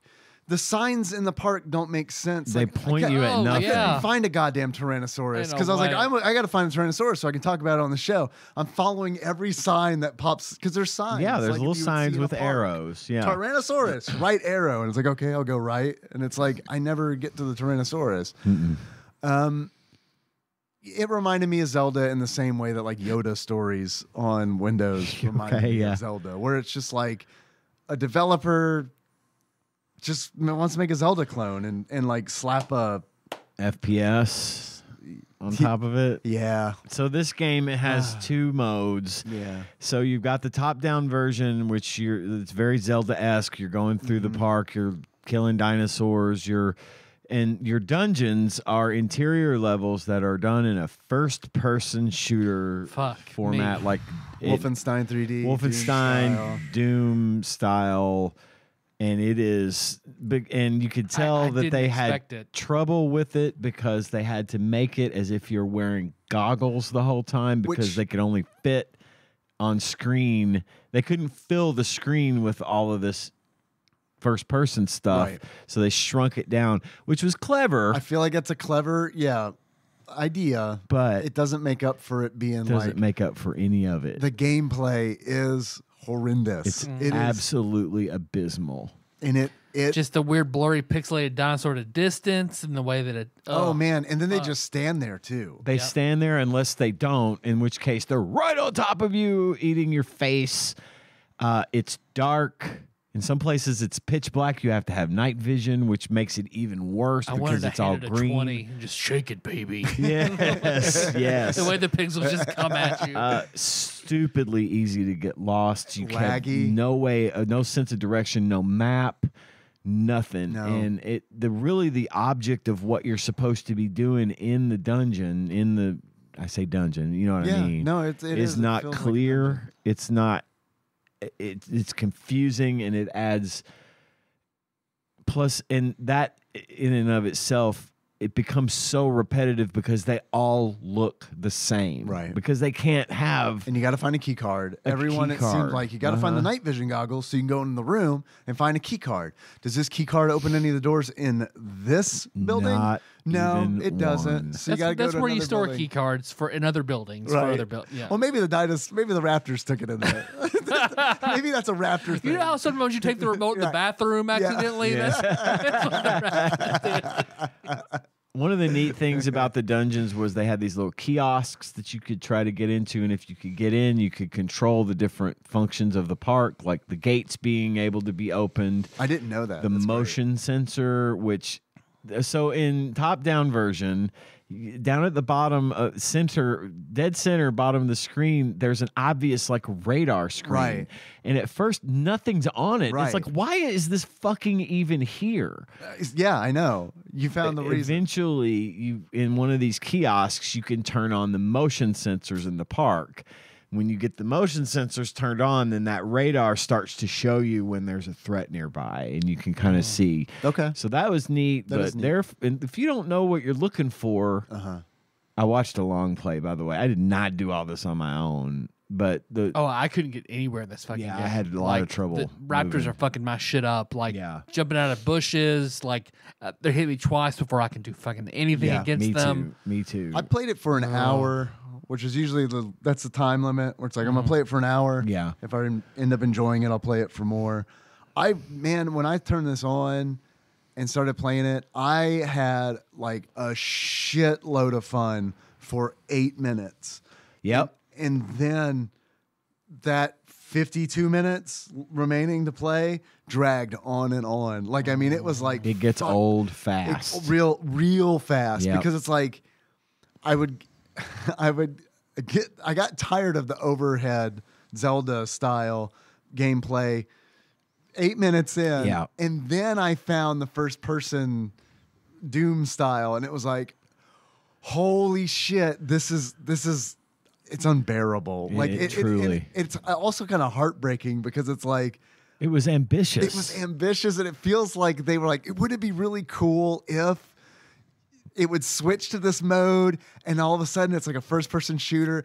And I think the answer to that is maybe, but like not on the Super Nintendo. I mean, it's like, Absolutely. know your limits. This was way ahead know of your its limits. time. It's the Master Chef contestant who really wants to impress Gordon Ramsay and does something really fucking stupid. Right, exactly. They overreached. That was the problem, because at its core, this was actually a cool concept for a game, and I would have, if it had been on a different system, if it had been a modern game, if they would redo it and with a modern game and maybe remap it, I think it would be fun. I would love to play like a straight up old school but modern top down like RPG. Like it is an RPG. It can be action or turn based, whatever. I mean, honestly, I think it should be like where you don't want to fight a dinosaur. So maybe it's even like a survival horror. Yeah. And what Dino Crisis is the only thing that even touches that realm. That. I really want to, but I haven't played Dino Crisis. This would be a neat concept for the style of game like Friday the 13th, where like someone plays the Raptor and everyone else is trying to hide and get away, and you have advantage, and you and 2 other people are the Raptors, so you can always attack from the sides and stuff, or trap the Raptors, and I think that would be neat. It's like the movie was so ambitious and achieved what could be considered the impossible at the time. And the game set out to do that same thing and failed because it just didn't have the hardware to do it. Well, there are also us talking about like potential Jurassic Park games and like the survival horror. Yeah.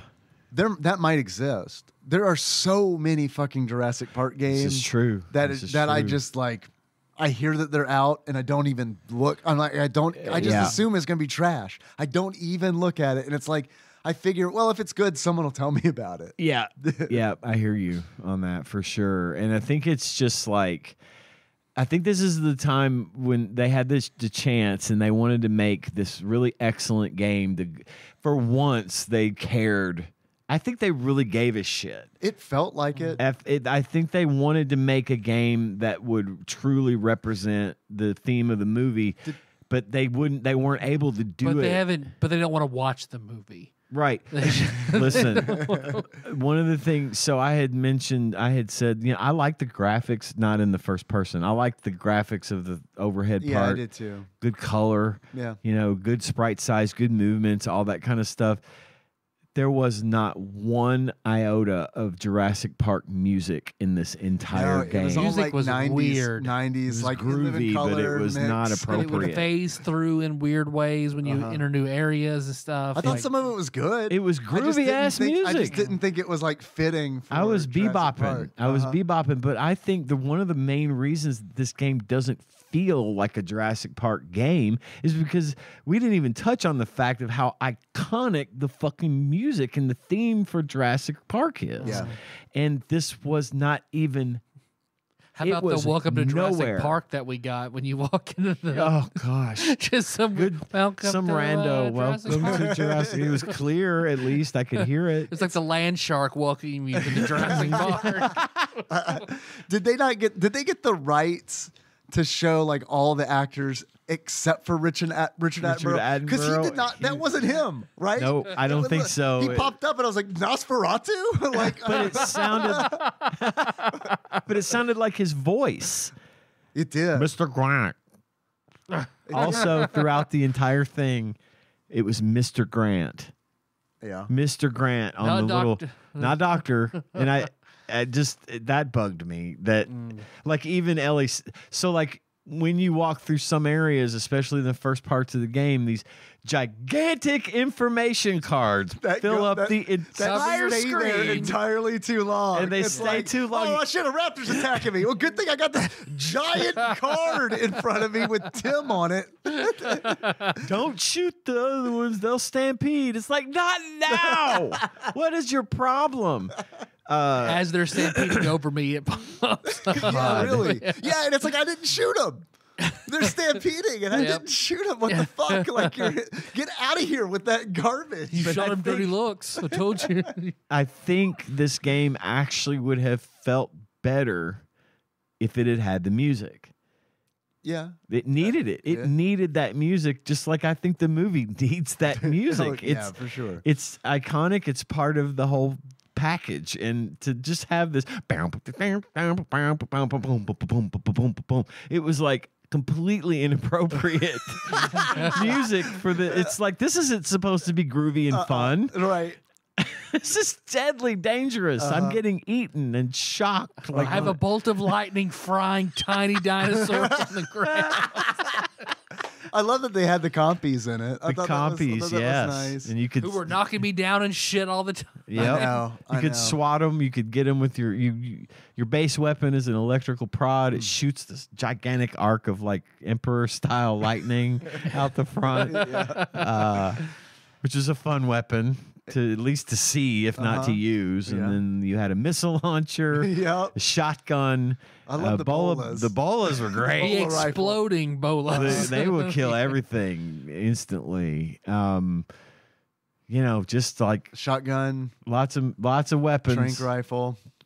gas grenades. Yeah, but you could only hold like one of each type. Like there's two types where it's like you can hold a shotgun or a trank rifle, but not both, which I think is kind of interesting.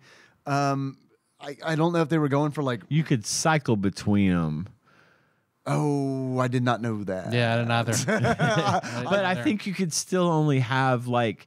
You would have like the prod and then the shotgun. No, you'd cycle between the prod and the shotgun. Right. But in your other slot, it would be the bola balls or Right. It was just something. one. Yeah. Right. And I also I think I will, maybe I'm wrong, but I thought that it was just the prod and the shotgun, or the prod and the trank rifle. I think you're right. Okay, Yeah, okay. I think you're right.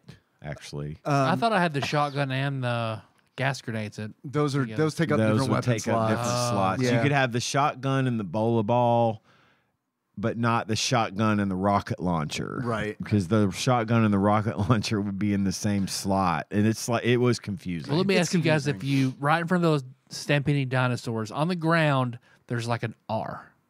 Yeah, what's up with that? I thought, kept trying to pick it do I up. have to pick up Jurassic and get a life? So like they're stampeding all over me, and I'm trying to pick up the R. Like It's a glitch, I think, because it was in the long play that I watched, and the guy completely ignored it. I swear I spent like a minute trying to pick up that R and like, well, maybe I need to get from this side. No, because there's a pickup button and Yeah. there's an animation where it's like, I is don't it like know. Donkey Kong? I spell out Kong, I get an extra life. Right. Or like Jurassic or Grant. I don't know what I'm trying to spell. There was a lot of things in it. Like, I didn't like the fact that there were no other characters to play. It's just Dr. Grant, it's Alan Grant, and that's it. I think it would have been neat if they could have had different levels, different places where you got to play as the kids or play as Ellie Sattler. Like when you go, say you are going to go into the, Raptor cage thing, well, you got to find only Ellie Sattler can go in this and find her to play in that. And maybe she has a different skill set. Maybe she can move a little faster or like something. They have to work in tandem where it's like, you have to switch back and forth. One has to like open a gate and or then something. the other goes through. I think that would have been neat. I also thought when I was watching this long play, the guy that he went into the visitor center, where all the shit is. There's all the health packs and all the guns and weapons and Lines ammo. He goes into the kitchen area, and when he walks into the refrigerator, it's misspelled. Refrigerator is spelled with a D. Refrigerator. Fridge is a D, but not refrigerator. So I thought that was funny. I have an there was answer. Obvious misspelling. If you want to hear it yes. about Please. the letter R. R. It is weird. Okay. This is from a site called tappatalk.com. Tap Dog? Tap Dog. Our sister site, Tap Dog? Why didn't they tell us? They say throughout the game there are letters scattered around the ground on the overworld, except for there's a D in one of the 3D first-person shooter segments of the game. The rumor around the internet has been for several years that there was supposed to be a contest that if you found and photographed all the letters and figured out what they spell when arranged correctly, you could win a contest. So there are 1, 2, 3, 4, 5, 6, 7, 8 letters. It is DEHNORRR. Yes, there are 3 R's in 3 separate locations. It doesn't seem possible to make a word or name out of this, says the site.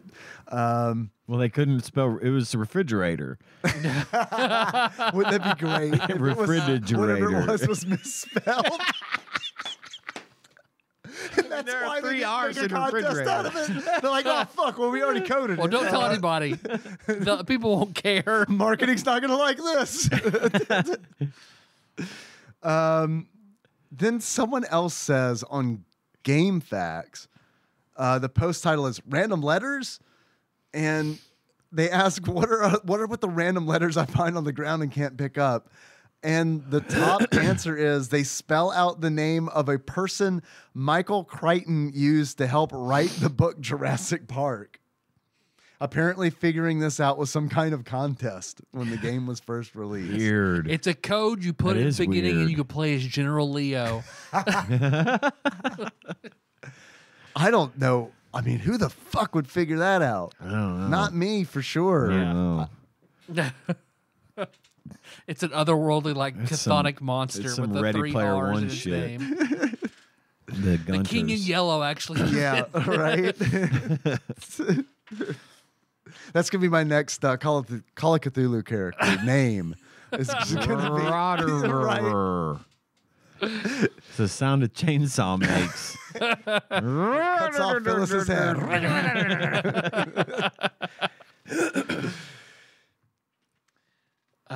Shit.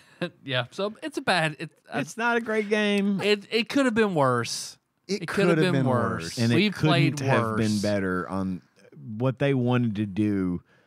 I think they just proved that they weren't ready for Yeah. this. Yeah. This game wasn't ready for the system it was made for. And they missed the spirit of the movie, like Absolutely. entirely. I agree. Oh, he's an 100%. archaeologist. He only likes bones, so he's Yeah. gonna turn them all into bones.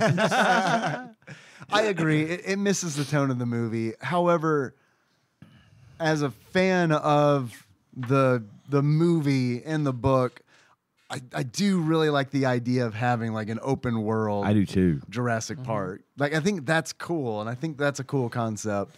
But yeah, you're right. They don't do a good job of actually capturing the tone of the movie. Sim Jurassic Park would be fun. I think they've got like a Jurassic Park, Like a theme park branded- builder. Yeah, builder. Like a sim amusement park I thing. think they That would do. be cool. Yeah. Did you guys have any achievements? Oh boy. Do I? Hold on to your butts. That wasn't one of mine. Mine either. Honestly, I was joking earlier. I just stopped making them. You probably have a lot of. The I have a same lot. ones I as me. guarantee you I do. I stopped making them because I knew I could do this for the whole thing. So many. This is such a quotable There's movie. so many lines in this movie that are quotable. All right, so I'm going to start off with. Tyler, actually, could you hand me a pen? My pen. My pen, my pen. I don't want you to say what I'm writing right here, Dave. I'm going to give this to Can I? Oh, okay. I want you to read it. When You're I drawing give to it the bush. I know it. All right, Okay. ready? Yeah. Not yet. I'm not gonna. Don't I'm not. read it yet. Don't read it out loud, or don't read it. Read Read it. it, but don't read it out loud yet. Okay. Don't read it out loud. Read it yet. in my I'll let you mind. know when it's time. Okay. Okay. And you know what I want you to do when you've read what I wrote. I You read know it. what I want you to do. Yeah. right? Are you Quartet? Can you speak with a? We have shared Kef. He knows what I want. My first achievement is he did it. The crazy son of a bitch did it. And to get That's my he first did it. achievement. He did it. The crazy son of a bitch did it is figure out how to open the door to the compound using the electric prod after wandering around for 10 minutes. You use your little electric prod weapon as a power source to open the gate, and I couldn't figure that out. It took me forever, and I finally figured it out, and I thought, well, I probably am not going to play this much longer, but at least I figured that out on my own. So there's that. My next achievement is... Shooter! And to get Shooter! you one-shot kill the fast-moving velociraptors in the early stage of the game with either rockets or bola balls. Those fucking bola balls, man. They're fucking great. Yeah. They were like the spread weapon in Contra. Like that good. They were that good. Yep. Or the snitches in the Dark Tower. I don't know them from anything else. Snitches. Me neither. Harry Potter model. They're light swords. Yep. I have thoughts. Just we'll get there. When we talk about Have I not gotten there? the Dark Tower, we will get Okay. there. I've got 8 hours left in Wolves. Okay. My next achievement is this is a Unix system. I know this. I knew this. I knew this was coming up. Access all of the consoles and the FPS levels on the first try. My next achievement is stand perfectly still. Their vision is based on movement. Is that lose your cursor on the second monitor? No, Okay. but it is beat the game without activating the motion sensors so that your radar comes on. That's good. I like that. My next achievement is Vegisaurus. And to earn Vegisaurus, you shoot at the galliums so they stampede, despite several repeated warnings from Tim Murphy to do not that. And then my last one is Life Finds a Way. And to get Life Finds a Way, continue playing after losing all your lives. Are there unlimited continues? I never. There's two. Oh, okay. I didn't go past two, so I don't know. But Life finds a way. Yep. Those are good. I Thank like you. those a lot. Thank you for your help with my Yeah, of achievements. course. Thank you for including me. I feel honored. Yeah, I've got a couple. The first of which is you did it. The crazy son of a bitch, you did it. And mine was just beat the game because I don't think that you got to collect all the eggs. I guess we have to talk about the goal of the game, but it's You're collecting I found one Velociraptor egg. eggs Yeah. so that they don't reproduce. so they want you to explore and find the eggs. And I found some. The long play for this was 2 hours 8 minutes. Wow, that's a longer game than I thought. I got really bored watching I it. bet. Yeah, It's so a I lot. stopped. It's kind of but- samey, huh? Yeah, it's the same shit over and over, and yeah, you're just trying to get raptor eggs that are scattered about. My next achievement is T-Rex. You said you have a T-Rex. In order to unlock T-Rex, you said you have a T-Rex. I guess find the T-Rex. I hear there's one in the game. I saw the signs for it. Wanted to find it. Couldn't find it. I hear they have a T-Rex. I wanted to see it too because you know it's enormous. Has to be. It takes up the whole screen, right? It better. Yeah. So I hope it's the Joe and Mac T-Rex. Like, this is the goofy bug. That's a win. That's a- It's Put better that in than the list of how to make this game better.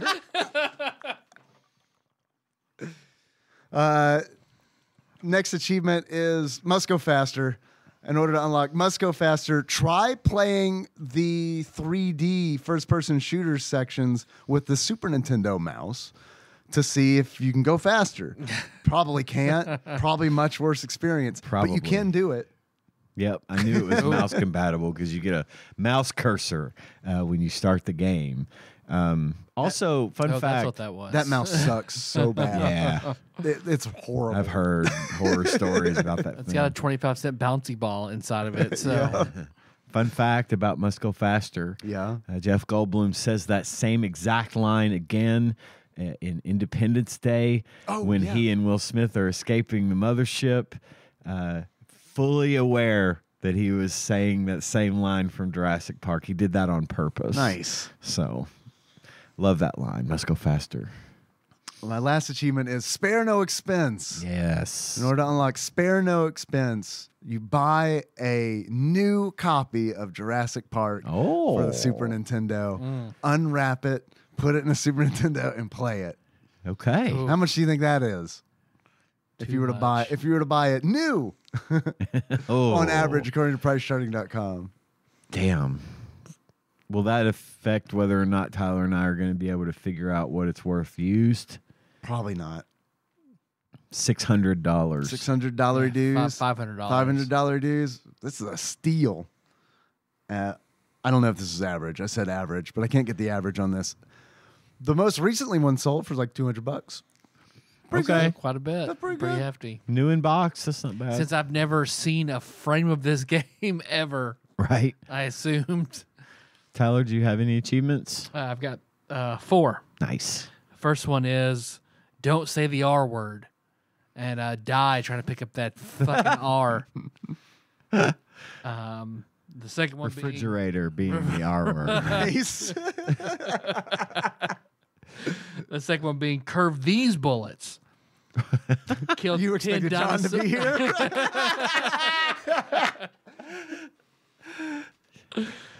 Because that's the difference between John and I. He's talking about how awesome he loves the real science and Red October. Meanwhile, I'm watching that goddamn movie like, yeah, curve the bullets. They should do that more often. Kill dinosaurs with 10 of the bola guns because they're curving them bullets like in a circle. Yes. Let's see. Was it worth it? Let me work it. Put your flame down, flip it. Die 10 times trying to get health kits. Because, man, those raptors at the beginning, I'm trying to jump over the electric little floor there. God. Oh, health kit. All right. Fucking swarm by raptors. Yeah, it's a trap. Movie accurate raptors in this game. That is the closest they got to movie accuracy. And Alan Grant's hat. Is accurate. And he gets shocked. I mean, And when he dies, his hat is on his chest. Yeah. Did you guys get electrocuted in the game? Several times. Because everything's electrified in that motherfucker. You can Except the gates. That Right. you set the gates that you need to open My last one with being, electricity. no fear Sharptooth, fear Three-Horn. Die from that fucking Triceratops. You gotta fucking bowling over They you. give Damn, you, you they got- give you like a little notchy. Yeah, then you have little to duck notch into. to I saw duck that into, but- after I died like twice. Damn, I didn't get to the Triceratops either. He's just a random thing. It's in a random, like, if you jump across the river, I got across the river. there's like just a little on the side path in the jungle to where I'm like walking down it and all of a sudden just boom, boom, boom, boom, boom, boom, boom, dead. right before Ellie Sadler comes on and says, "Watch out for the Triceratops." Thanks, Ellie. That's all I got for achievements. I loved them. Those are great. All good achievements. Let's see what Flopsy has to say. Yeah, what do you guys think? Does Flopsy have good things to say about Jurassic Park for I the think Super Nintendo? because it's a franchise game, I think they're going to be overly friendly to it. I don't think it warrants this, but I believe that Flopsy is going to give it 3 stars because of how ambitious it was. Not that you asked me to weigh in on why they give it 3 stars. Yeah, no, but, I love it. This But is I think it's going to be big movie, super ambitious, big prizes. a bit limited, but still a great effort. 3 stars. And Check it Wiz and out. Say says check it out. And I'm gonna say uncommon. Okay. Damn. I'm torn between common and uncommon. Being that this is no, I'm changing my answer. Common. 3 stars common. Did you open my mind door? I feel like you opened my mind door. It's Kev. I feel like 3 stars is probably a good choice, but I'm going to deduct a half a star saying they shit on it for the first person, Wolfenstein shit. So 2.5 stars. And just because, like, this completely fell off my radar, I'll pick up that uncommon. Okay. And say 2.5 stars uncommon. I don't know how they felt about it. It's tough because it's like those first-person shooter segments are so They're bad. They're- Even they're the Chex most Quest was even the better, most generous better in that regard. Yeah. Even the most generous reviewer has got to acknowledge how bad that was. But I think that half star is going to come from their ambition. Yeah.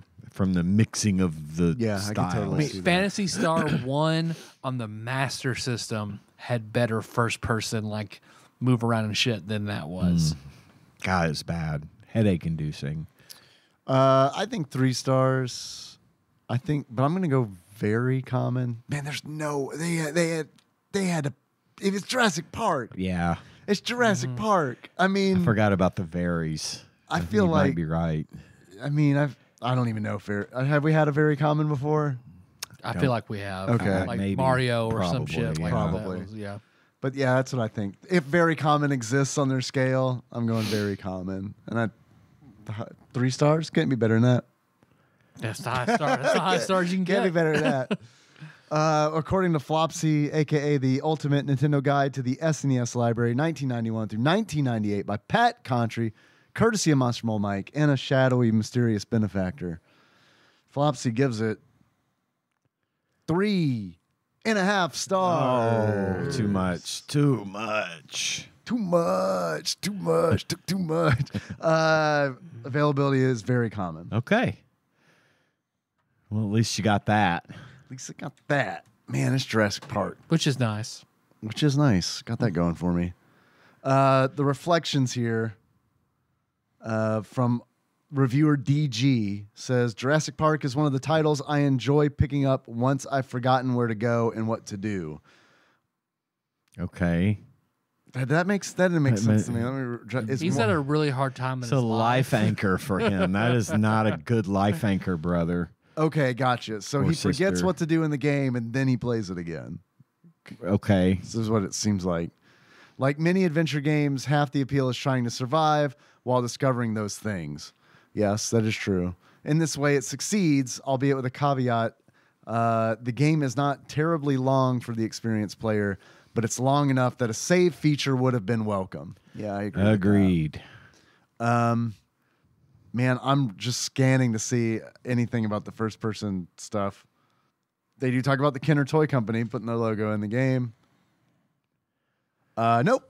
Okay. Nothing in the review about the horrible. he didn't get there then. Yeah. He forgot. He kept forgetting about it because it was so fucking bad. Weird that is completely left It off. might have been. It might have been in the full review. I didn't read the full review. Yeah. Just the reflections. But man, I feel like I'd that's put it in the warranted in the reflections because Yeah. it is the weakest point of the game, in my opinion. It's one of the weakest points of any game that we have played. That is one of my least favorite things that we've encountered since I've been hosting with you guys. It was terrible, fucking terrible. No good, very bad. Yeah, it was disappointing for sure. Not great. The game would have been better, I think, if it had just been a straight Zelda clone. Hard agree. Yeah.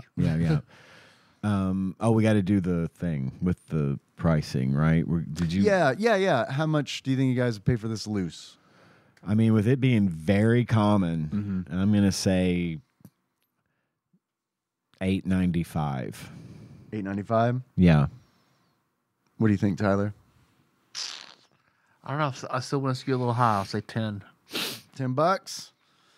Actual retail value of Jurassic Park loose for the Super Nintendo on average, according to pricecharting.com at the time of this recording, is $9.50. Gentlemen, well done. Honestly, almost split the difference. You got it pretty much. I'm getting better. Hell yeah. Before we get to our beards and glasses, I want to read Brad's email, so I'm not reading it after I've already said all the executive producers. and stuff. Yeah. Finally remembered. I meant to do this at the beginning when I was searching for things to talk about. Hi, all. Hello. My mom would do this thing where we'd talk about doing something for me, and then it would just kind of fade away and never happen. She said for weeks we'd take she said for weeks we'd take our neighbor's twin sons, two of my best friends growing up, and me to see Jurassic Park. As I remember, this was supposed to be for my birthday, which is in October, which makes this weird because Jurassic Park came out in June. And of course, this just kind of never happened.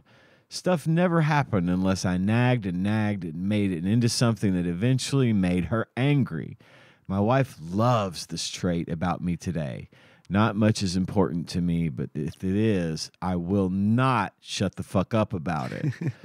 Anyway, fast forward to my birthday in 1994, and my dad gets me Jurassic Park on Laserdisc. I suspect this happened because he forgot to send back the "Don't send me this movie" card from Columbia House and was stuck with the movie, and he was broke. So here's your birthday present you didn't ask for. That's pretty good. It is pretty good birthday present. Good Laserdisc Jurassic Park. I bet know, that's worth right? more than $9.50. Yeah, probably. I watched it once, and then my stepdad took it to his electronics store so it could be used to demo home theater setups for customers, and I never saw it again. And that's the story of how I've seen Jurassic Park once on Laserdisc in 1994. I read the book probably a dozen times, though. Great book. Yeah. Here's the game. Nintendo Power had one of the less positive reviews, which is weird. They gave a particularly low score for play control, stating impressive graphics effects and some gameplay elements that incorporate aspects of the hit movie. Negative.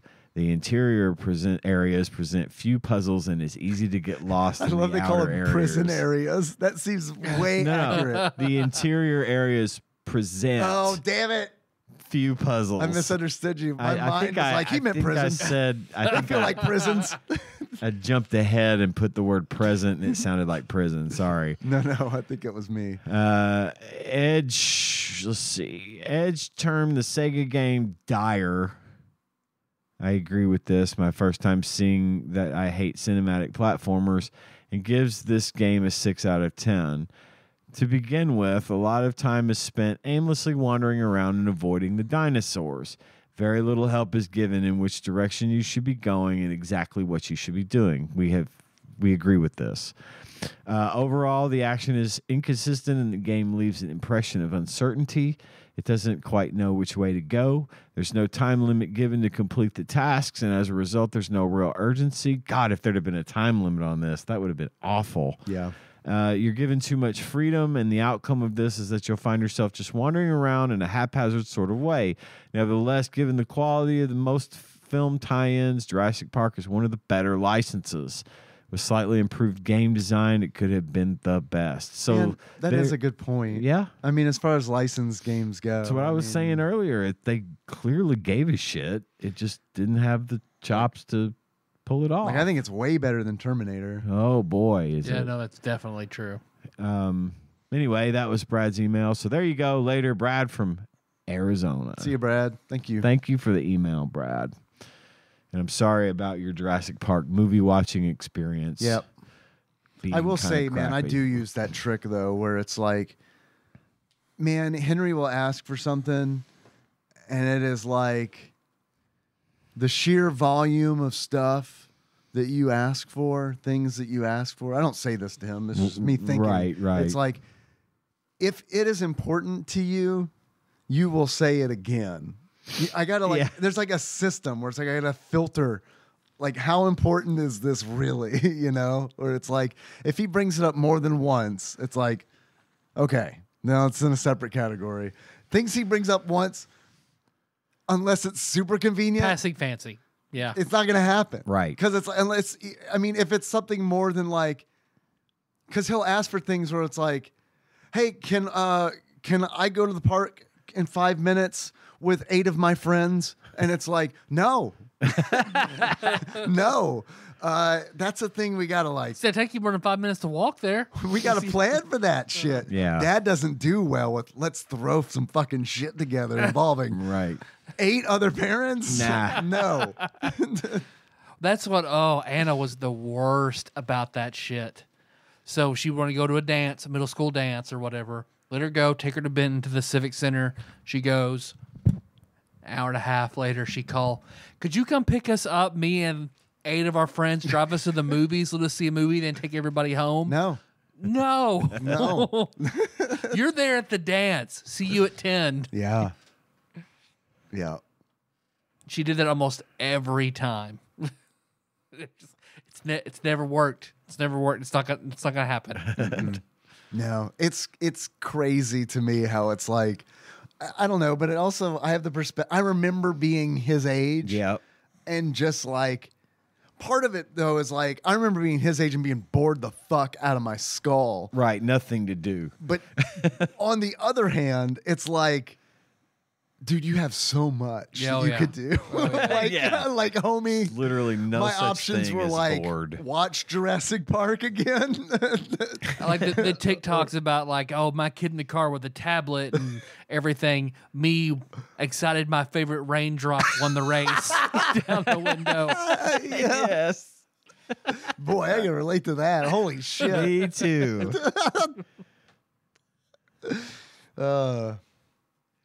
Tyler, Yes, Dave. if you were to give Jurassic Park for the Super Nintendo a beard, what kind of beard would you give it?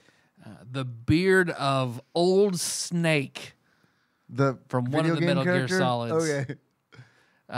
Because you just roam around and just kill shit. I hear you can kill Gygas with him.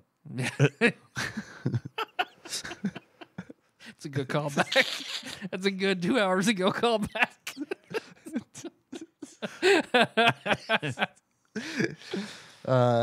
Tyler, Yes, Dave. if you were to give this game a pair of glasses, What kind of glasses would you give it? The black shades of Duke Nukem. Shake it, baby. Shake it, baby. Shake it, Raptor. Blow, blow, blow, blow. I came here to kick ass and chew bubble gum. I'm all out of bubble gum. Nice. Boy, there was another thing I was going to ask, but I sure as fuck can't remember what it is. Okay, here it is. Okay, so I know you weren't, when we talked about Jurassic Park 2, The Chaos Continues on the Super Nintendo, I know you were kind of cool on that. So I'm curious, between the two of those games, which you think is a better game, or which you would prefer? Or are they kind of the same, on the same level of quality? I feel like this one probably has a little more playability. Okay. Because, I mean, that one was really bad. All right. Like, I remember getting further and understanding more in this one than that one. Yeah. That one just felt like the chaos continuing. Like, I didn't know what the fuck was going on. Yeah. Oh, got anything else, boys? I think that about covers it as far as I'm concerned. I'm good. All right. So next week we'll do some drafts. Yeah. Yeah. Help us out on Discord. Give us some draft ideas. Yes. On Yeah, Discord. throw them out there. We'd love to hear them. bit.ly/TADPOG Discord. You got it. Right on the money. So we got lots of stuff going on, but thanks internet. Thanks internet. Thanks for listening. Mm-hmm. Shit going on. Most important shit though is that Patreon. That's right. We have a Patreon, and if you'd like to donate to the show to help support what we do here, throw us $1, and you can get access to the bonus content we have. And if you keep donating that $1, eventually we will have more bonus content. We have a lot in the works, and we're going to be adding that hopefully soon once our schedules sort of line out and we have a little more time. March, April are hard just because like the weather's getting It better is. It's and tough. everybody just wants to do shit like all of a sudden. Absolutely. Like my meetings and caterings and shit have gone through the fucking roof. Yeah, so June's going to be bad for me, too. Yeah. Let everybody know. Keep in mind, yeah. Patreon.com/TADPOG if you'd like to do that. We do have a list of executive producers that donate $20 or more per month to the show. And I would be remiss if I did not go down the list of those executive producers. And they are in a very specific order for once.